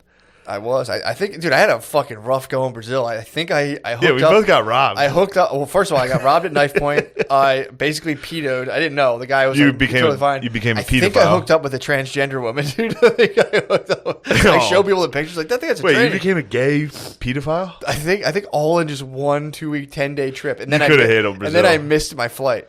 I mean, it kind of ruled if you really run it back, dude. It fucking ruled. That's a good dude. trip. I became an elite, dude. I went down to Brazil. Yeah, that was your Epstein time. My credit card. Yeah. Made out with a chick and was just like, oh, that was awesome. And I was like, let's hang out tomorrow. And we're talking. And I remember she was like, Diaz, I see it. And I was like, oh, Cinco, seis. Fuck. Yeah, I was like, shit. And I talked to a guy. I talked to the dude at the hostel, and he's like, it's totally cool, bro. What are you, like, he like looked at me like, what are you, gay? Like, what the fuck, what are you doing? Yeah. That would be like somebody coming in and being like, I fucked a 20-year-old. And you'd be like, yeah, that's cool as shit. Yeah, I mean, what are that you was talking about. Yeah, but that was my time in Brazil. So, but anyway, dude, I don't know why you had to pin me to the fucking St. Peter's Cross. I didn't at all. All I said was Brazil's one of those places, and then you took it upon yourself. I thought you were dog whistling me. No, I would never. Oh, well, you know, I keep it 100, bro. I don't keep it 99.9, 80. Keep it 100. But yeah, dude, I think I hooked up with a tranny in Brazil. Just made out. I just made out with a 17-year-old. You only kissed while you were in Brazil? Yeah. You were just going around smooching. And then you J.O.'d at the hostel. Don't even pretend to think about it. I didn't J.O. at the hostel. You didn't J.O. at the hostel. You didn't come this whole trip. I came, but... Yeah. Where were you coming? I went off and took a weird taxi to a strange place, dude. And fucking ended up in like a saloon. It was pretty weird. You jizzed in a saloon? Yeah. Yeah. It was a just working lady. You didn't know, dude. People just come up. You'd be eating soup, and girls would come up and express an interest to you and take you down to the beach, and then start like fucking blowing you and be like, all right, that'll be like 3 cents, and you're like, yeah. I'm gonna double that. That happened. Yeah, I mean, 6 cents. this was like the height of my just being an absolute disgusting pig. But it was like, yeah, dude, it was gross, man. I like left. I was like, oh, that's how this works down here, and immediately hopped in a taxi. I was like, take me to another one, fresh back to back. You had fun. That's when I walked. That's when I walked in. The place was so crazy, man. It was. I shouldn't have done this. I like took a thing from a taxi in the middle of God knows where. It's basically Shredder's fucking hangout in the middle of Rio de Janeiro. Walked in, pushed. They had saloon. They had saloon doors. So I pushed through saloon doors, and it was just like, I walked in there like, oh, I'm gonna die. I mean, and luckily somebody just came and gripped me up, and a toot grabbed you right away. Came and grabbed me. She was probably like fucking jackpot. She told me I had a small penis. Oh my god! No. She was like, "You're the penis. Me gusta penis pequeño." And I was like, "Oh, what the fuck?" She said, "No. Some more large. No, me gusta muy pequeño." Oh. What a disaster! I mean, maybe that's like how it is in poor countries. I think so. Like it's like being fat, where they're like, "Holy shit, you're fat and have a small dick. You're a dreamboat. I need to get down to Brasilia." Yeah, that was making me laugh. I laughed. So I took some mushrooms. Shout out to the guy that brought mushrooms to the show. I usually don't take the drugs that I'm given. Nice. But I did this time. Was this in KC? Kansas City. So I took a little mushrooms. Just late. It was late. It was after the late show. So I was laying in bed with my partner, and then I started laughing, thinking about like, because I was just thinking about things, and they were making me laugh. And I thought about my penis. Okay. I thought about her. I thought about my partner trying to like spice things up and be like, I'm gonna give him head when he wakes up. And I thought of my partner being like, oh, that's what I'll do, and then pulling the sheets down, seeing just a raw penis, and being like, oh no, I'm not gonna do that. And I started laughing, and then she was like, what are you laughing at? And I had to be like, I thought of Like if you wanted to give me a head to wake me up and you saw my penis and decided not to, and she was like, "You're fine. What are you talking about?" Oh my god. Yeah, I was making myself laugh. That's what happens. If I do mushrooms, I just sit there You and start to laugh giggle? the whole time. Yeah, I get the giggles pretty bad. That's so I mean, I funny. think that's what happens to everybody when they take mushrooms, but I get the giggles Yeah. so bad. Yeah, you get like face hurting giggles. You can get Yeah. like face hurting giggles on the mushrooms. That was like what happened at Stanhope's when I took them. Oh. Just thinking about him being like, no, because his cat died. Dude, someone I was Trying to talking to explain to someone about somebody. doing mushrooms, and they were telling me the last time they did them, all they started thinking about was Lewis Black, and how like they were like, dude, I was thinking about you doing, they're thinking about me doing just Lewis Black's act and coming back and just like he was like that was so fucking insane. He would just scream on TV and everything. Like, this Yeah. guy's fucking awesome. He's He's like, yeah, he was like he's like I just laughed about that for like an hour. Like Lewis. I used Black, to and love like, Lewis Black. I loved Lewis Black. He needs to make a I comeback. saw Lewis Black. That was one of the first times I was like, I want to do stand up. Lewis Black. I saw Lewis Black. I might steal a swag. Definitely. Just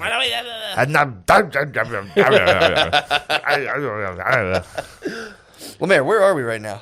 where are we at time wise? Yeah, I think this could have been a Patreon episode. We'll see. Yeah. We'll see how the next episode goes. True. But this had the makings of a Patreon. You're like, I don't really have anything. I'll just expose a dark secret. Nothing's been very funny. I'll just say something bad. This is how the cast came to be. We were just we had like 4 good episodes of just like this is another thing. Then we started like, all right, well, let's just tell stuff about ourselves. Yeah, let's just we gotta be something Back to the interesting. basics, dude. Come on. True. What you got, bro? Actually, December 5th. So this Saturday, be doing a show in Lancaster, Pennsylvania. I asked Matt if he wanted to do it. I forget if you said yes. Yes. Yes, Matt will be there It's with like this me. weekend. Yeah, this Saturday, December 5th. Nice. You can do it. I'm definitely It's doing easy. it. 100% doing it. I just And thought I had then some time to prepare. December 17th, 18th, and 19th, I'll be at the Stress Factory in New Brunswick, New Jersey. Let me know if you can do that. When is that? 17th, 18th, 19th. Of December? December. All right, I'll let you know. I hate the Stress Factor. You know this. Stress Factory is cool. You got it wrong. You were wrong. I don't like it. You were in the wrong. Very well. Never had a good time. No, I've heard the Well, weekends it's because there. we're doing like competitions The and open weekends mics. there, I've heard are pretty sick. Weekends are awesome. Nice. Yeah. But yeah, that's all. That's all for now, gang. This definitely felt like a page. We'll see. We'll see which one. Maybe it will be. Who knows? Maybe it will be. Who knows? Also hit up psychnaw.com. Oh yeah, Super stoked, dude. psychnaw.com. PSYCH. No. Yes. .com, dude. Yes. If you ever want to get tricked into getting Matt's initials engraved in you and your pussy slammed by Nope. Matt, I'm to psychnaw. gonna flip the script, dude. you're gonna I'm get gonna- taken advantage of. Yeah, and just have everyone eat and just suck everyone's dicks and be like, what the fuck? Got him. Just blew everybody. Like I tricked him.